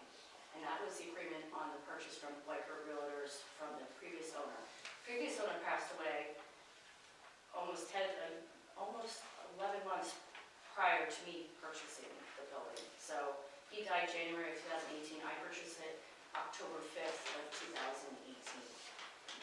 He paid all the bills, even though the plumbing was stolen out of it, the copper pipes were all stolen out of it, and also the radiators, the old antique radiators for the oil. He had an oil furnace. So those were all stolen out of there, and the reason the contingent of the purchase price of the property was without heat and sewer. That's why you could not, or plumbing, that's why I couldn't get, you can't get a mortgage if you don't have your plumbing in the state of New Jersey, apparently. So that, I think, would be should have been on file or on record that it did not have adequate plumbing and heat in order for me to purchase it for the price it was. I mean, maybe that has to do with the real estate agent or the previous owner, but the previous owner also passed. And I know his only relative in the area, or in that only relative that he had lived in England, his sister, and apparently she managed all his property through a lawyer, which was the lawyer I had to deal with when I bought the property. Also, the fixtures and everything had to be replaced, which I spent probably over close to $40,000 to replace all the plumbing and the heat. And I also contacted the county, Warren County, to have gas lines, because I was aware of last summer, before I purchased the property on August 8, 2018, that they were putting new gas lines in Belvedere. So I figured, well, okay, I have to put a whole new heat system in anyway, I might as well put gas. So I talked to Elizabethtown Gas, and they made a contract, and they had to do a map, and we had to prove it through Warren County for permits.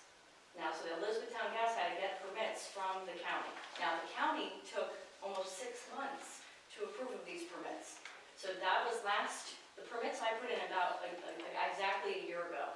So end of November, early December of 2018, I made this agreement with Elizabethtown. They drew up the map. I had to agree on the map of how they were going to install these lines to my property to get meters so I can have heat in the building. And, but they said, well, we have to wait for permits from the county, Warren County. So I call up in end of December, okay, so what's going on with the permits? Usually, I know in other areas it takes sometimes 2 weeks to approve a permit. I mean, this was more extensive because they had to, I guess, look at the ground and everything. So, nothing, I didn't hear anything, so then I called the town, Elizabeth again, January, they're like, we still haven't heard from, the permits aren't approved yet from, I think his name was Gleba, Bill Cleveland? yeah, Gleba. So I started going in there after work every day, because I work in Phillipsburg, so I. Excuse me, this is only relative to the sewer, not the gas line.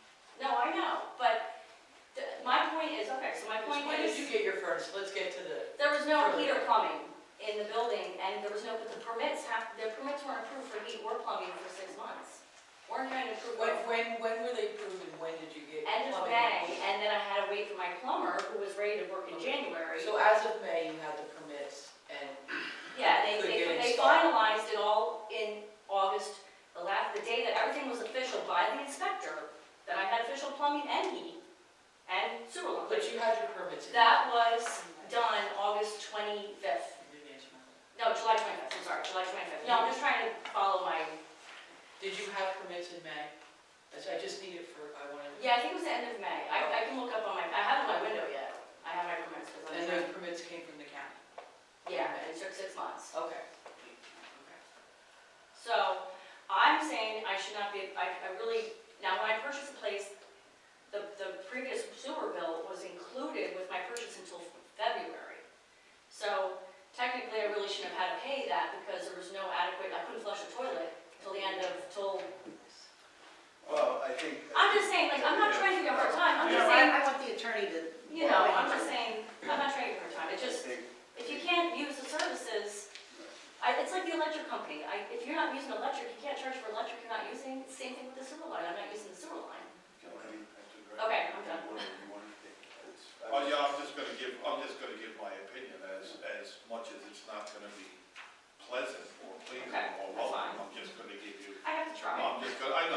I'm just gonna give you my opinion, because I see several things here, is, one is, I think, if you purchased it from a realtor and a realtor knew about it, you know, I'm assuming you also had a home inspection or a building inspector, right? All these things are leading up to the fact, with all due respect, you knew there was no plumbing, you knew there was no Right. heat.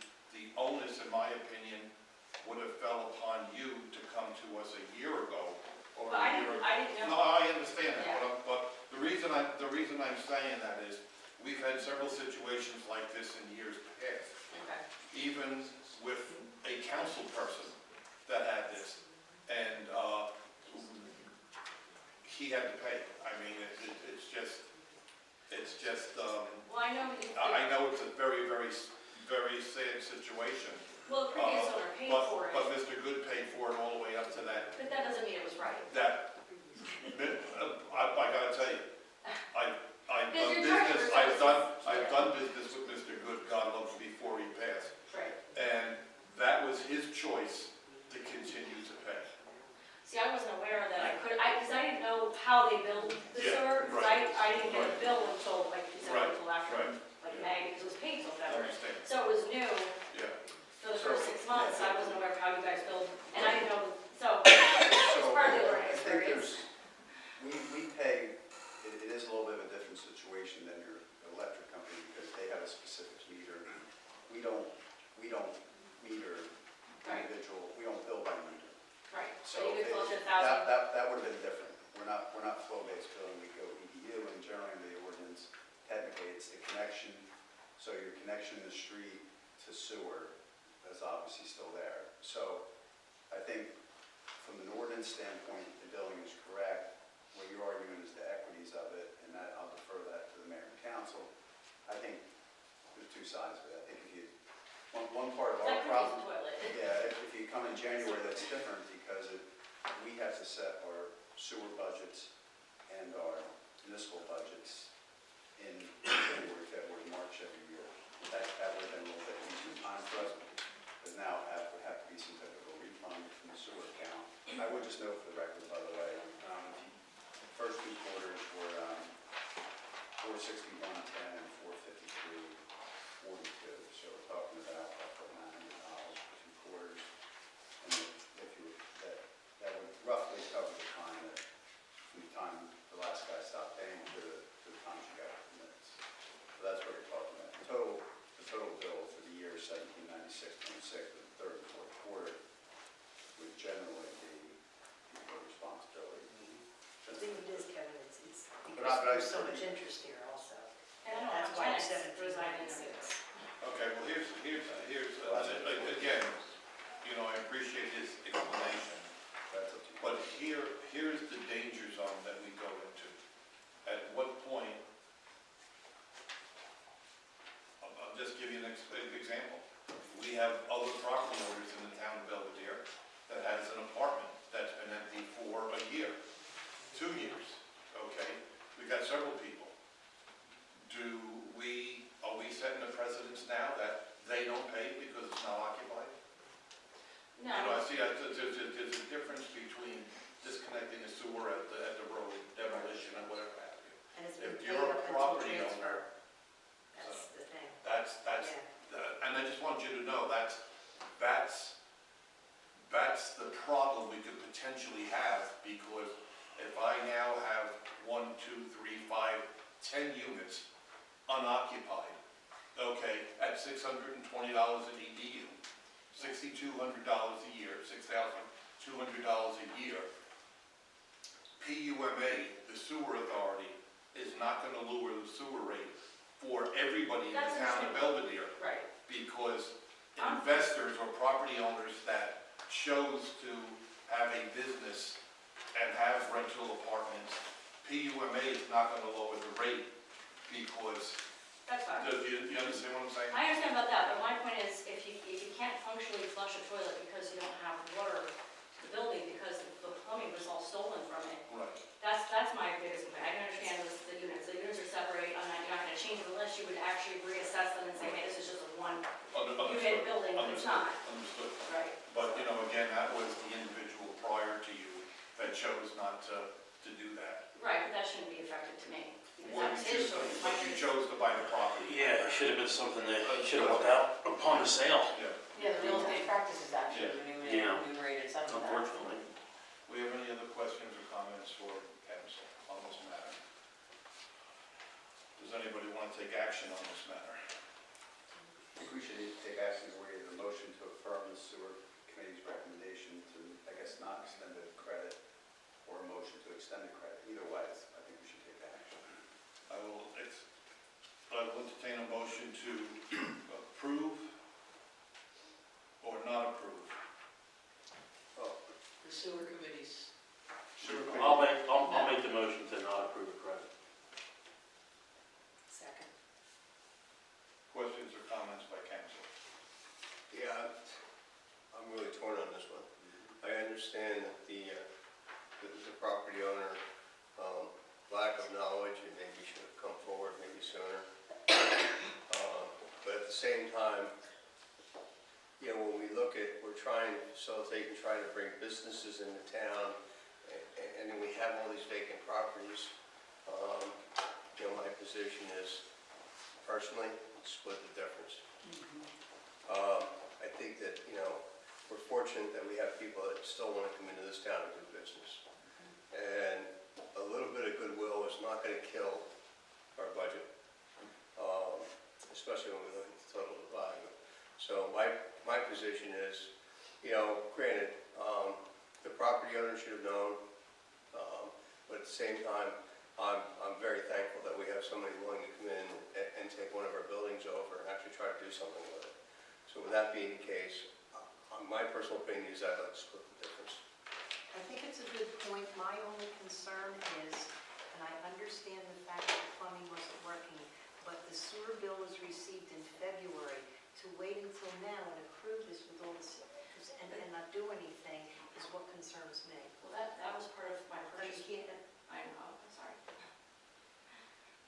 Councilman Myers. As we have done with taxes we've forgiven interest and penalties, do we have the ability to do that with the utility? We had not before. We've never done it We've before, had I'm saying I'm not, it because it's a you utility. sat on the sewer, that's, yeah. It's up to you guys what you want to do. I think that you have the discretion to do it, Kathy. Okay, that's what I was, because Okay. we've done You good wanna taxes, you know, overdue taxes. There's, I mean, And it's just really, stay with flat rates. it's mostly principal. The interest is only about $40. $44.85. Yeah. That's the fourth quarter. No, Oh, okay. it's, All right, do we have any other comments on this matter? So Kevin, you said up to the commit date, it's about $900. First two quarters, Joe, would be $461.10 and $452.42. 9/13/52. So, yeah, so I guess, you know, that, Whether to give, but she owes the whole year, so That's what we yeah. would do is we would cut that in half, you're saying? well, right now, the motion is not to do anything. That's right, we're just having well, the purpose of having the motion be seconded so we could have discussion. Right. So if Yeah. that motion doesn't carry, we can talk Right. about it. That's correct. We have a motion and a second not to approve. Not to give any credit. Okay. That was the motion and second. So No other questions and comments, we'll, Not to give any credit? not to give a credit. In other words, the bill stands as Says it is. Right. That was the first Correct. motion, we have to vote on that. Correct, Right, correct. but this is the Do you not purpose of understand? having discussion I'm now, sure. Walt, so you Right. can, Right. Now we're going to vote on it. Yes, Not to not give to credit. give. Right, If because that that was doesn't the carry, motion we that was can made. use. unless you have question or comment right now before we vote. Okay. We got a motion on the floor, we have the second. So we had discussion that this motion should fail. Council has an opportunity to bring forth another motion. So if you vote no to this, we could talk about credit. If you vote yes, it's no credit. No means we continue the discussion. And we could pick up Charlie's suggestion or anybody else's. And that was going splitting the difference? No, Just, we don't, we're just voting on this. All right, There's go no right confusion. now. Roll call, please. Councilman McAtoy. No. Councilwoman Myers. Yes. Councilwoman Napolitano. Yes. Councilman Roth. No. Councilman Tucker. No. Councilman Smigrovsky. Yes. Mayor Kennedy.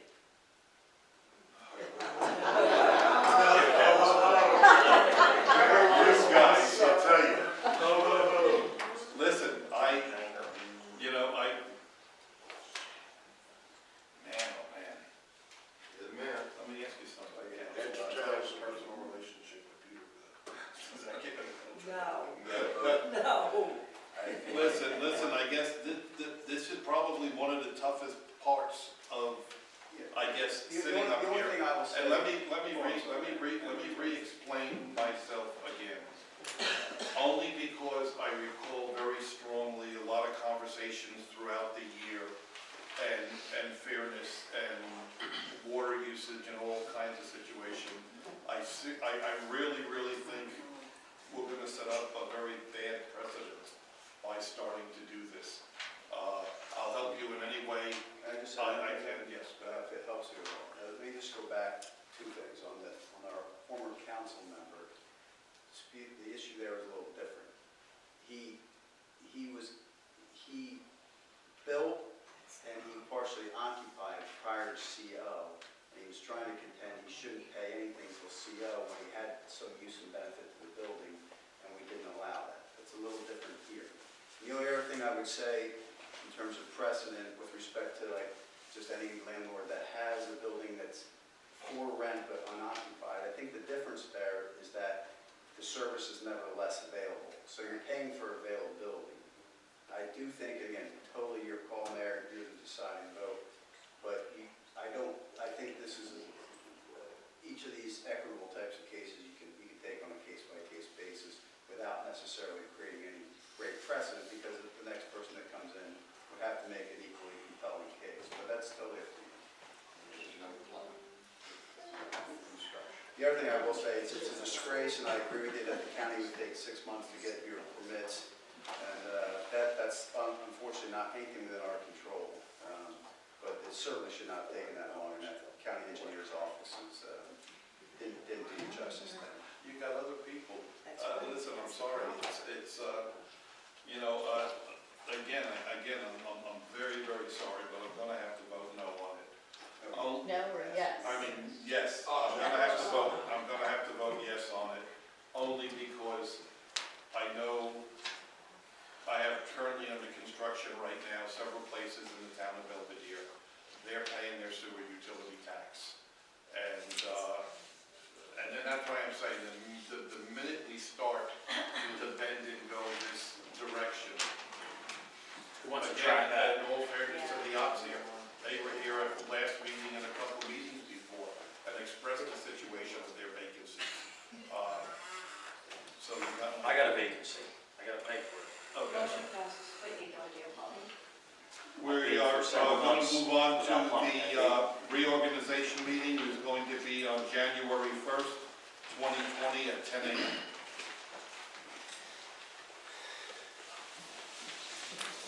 January 1st, 2020, 10 a.m.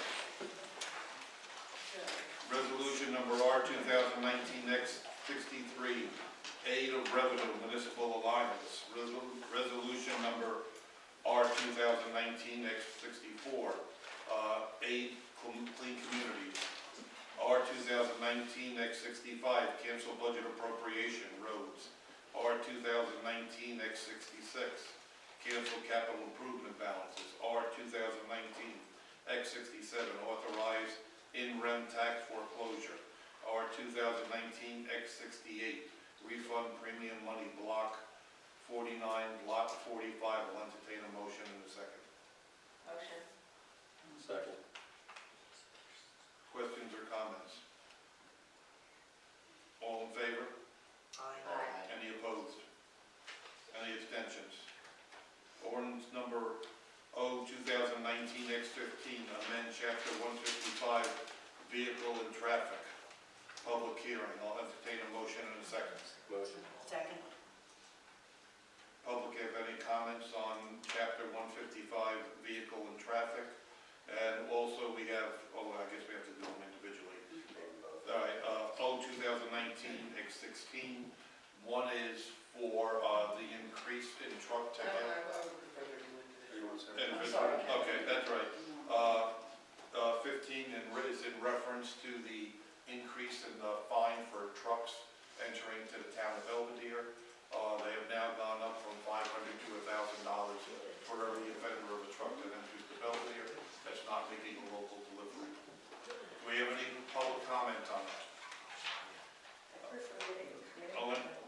I'll entertain a motion. Just close the gates, okay? I'll entertain a motion in a second to close hearing and adopt. Motion. Second. All in favor? Yes. Roll call.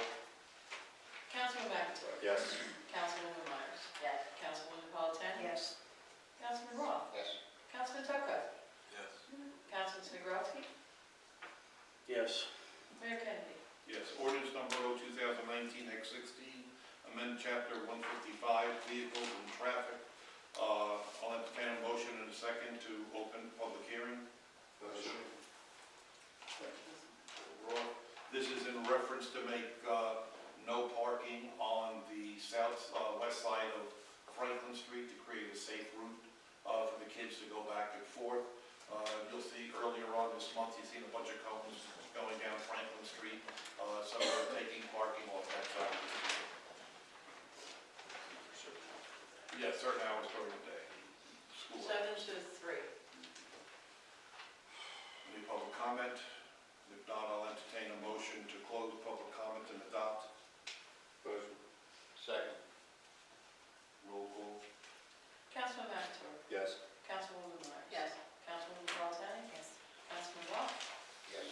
Councilman Tucker. Yes. Councilman Snigrovsky. Yes. Mayor Kennedy. Yes. I have no appointments at this time. Does council have any appointments? Authorization to pay the purchase orders. I'll entertain a motion in a second. Make a motion, we pay the bills as presented. The bills list was amended to add Allied Oil for $775, Benbrook for $528, C&J Electric for $825 plus $625, Comcast was $1,041.80, Napa was $1,178.45, Regos was $14.58, Sprint was $55, and Amazon was $106.64. Those are changes that were from your original bills list. What's the squad in that? Okay. It must be under utilities. Oh, yeah, they weren't highlighted, sorry. They were highlighted. Belvedere Ambulance final donation of $5,625, and the Goodwill Fire Department for $11,250. Any other questions or comments? I needed, did I hear, get a second? Because I didn't. Yes. I'm sorry. Second. Thank you. Roll call. Councilman McAvoy. Yes. Councilwoman Myers. Yes. Councilwoman Napolitano. Yes. Councilman Roth. Yes. Councilman Tucker. Councilman Snigrovsky. Yes. Mayor Kennedy. Yes.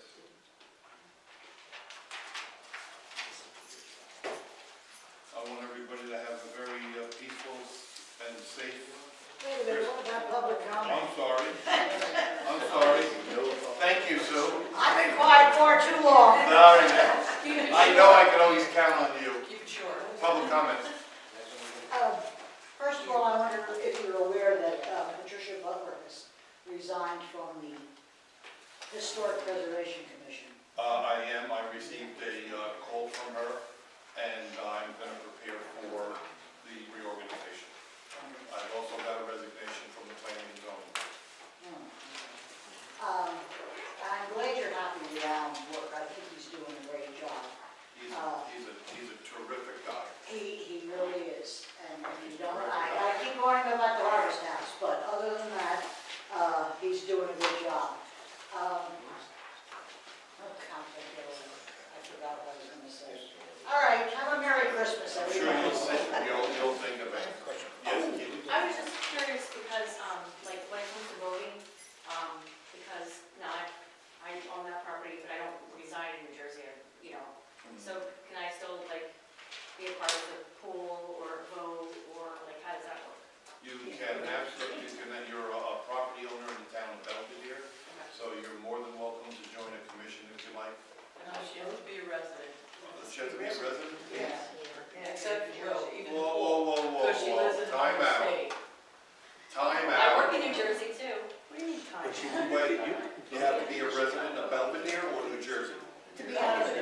to be on the pool commission, except for the pool. Okay.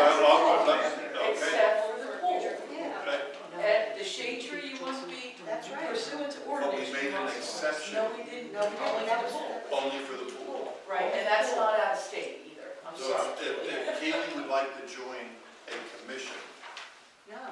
She has to move to New Jersey and let it go. Well, I mean, in terms of joining the pool, I think you can get a resident pool. I mean, if I pay taxes. Oh, no, she can join. I think that's what you're talking about. Yeah, join. Well, that was actually a dual question, I'm sorry, Yeah. it's two different But things. that's not an issue, but no, I think Teresa's generally right. I mean, most things that you can be on a board or something. you have to You need do. to order to vote in. well, that I part, I get Vote where that. you're That at, and makes shade sense. tree, and you That's right, I'm joining a pool at a resident. Any historic. Yeah, but to join the pool to go swimming there, there's no separate rate in town and out of town, it's one rate for everybody. Keely, I think there's organizations that would be more than willing to have you, whether it's the Lions Club, or the community center, may not be a commission. That's fine. Until I look I at actually it. was gonna But call I, you. but I will, and I will look at it. Thank you. But I'll get you a board somewhere. Yeah, and also the community center, I heard a lot about them, they came into the building, what's Ford, and they were telling me about painting art and Yes, stuff. yes, absolutely, thank you. Okay. Heather, I have more of a question from what Mr. Ralph had said in regards to Elizabeth Gass sending a letter out. Yes, they're gonna do a mailing to all residents of the town of Belvedere that are not customers of Elizabeth Gas, just saying that, expressing, asking for your interest. Would you be interested in signing up if they were given line? We are, and there's a handful of us on Pecori, but I think, and if I'm not mistaken, I don't know how long it is, but I think we're under moratorium. No, we We went actually, through that. we actually waived one already. Yeah. They waived one already. So I'd have to think that if there are 4 or 5 or 6 residents on Pecori that They want, told us it didn't Yes. go through. Who because told they, you? No, like it's, 7:13. once they get onto that side of the That's when we street, were supposed to go in with them, but Halloween, they came to us and said it wasn't approved. they said right here, I don't know if it Yeah. wasn't No, approved by the. have a personal conversation with Mr. Roth, Okay. and he'll get that straightened out. It's in my minutes that they were Yeah. approved. Yeah, okay. Yes, Nancy. Oh, yeah, something else that Councilman Roth had brought up earlier, that triggered something for me, which this board may not be able to do anything about. However, walking through the park, which is a county park, I was disappointed that it's not decorated for Christmas, and I was wondering if perhaps the town has asked them to do something with the park at the holidays, and concerning the park, it's awfully dark in there, and if JCP&L is going to be putting in LED lights, is it possible, and I'm not talking about, again, could you have this conversation with the county? I don't want it lit up like Times Square, however, a little extra lighting at night would be appreciated if you're cutting through the park rather than walking around the perimeter. Mr. Roth will address that, thank you. Thank you. One more. Keely, one more. Sorry, everyone wants to go, I gotta go too, the snow's coming. When you set up the pool, they need a manager, a pool manager, Yes. would you know what dates that would be from? Because I have 2 teenage daughters that are lifeguards. Approximately May 1st through September 10th. And anyone apply, they'll have like an application Yes, on that, close yes, to that yes, time? yes, you Okay. don't have to be a resident. Okay. Any other public comment? If not, I'll entertain a motion to adjourn. Motion. Thank you very much, everybody have a healthy Who and made safe. that motion?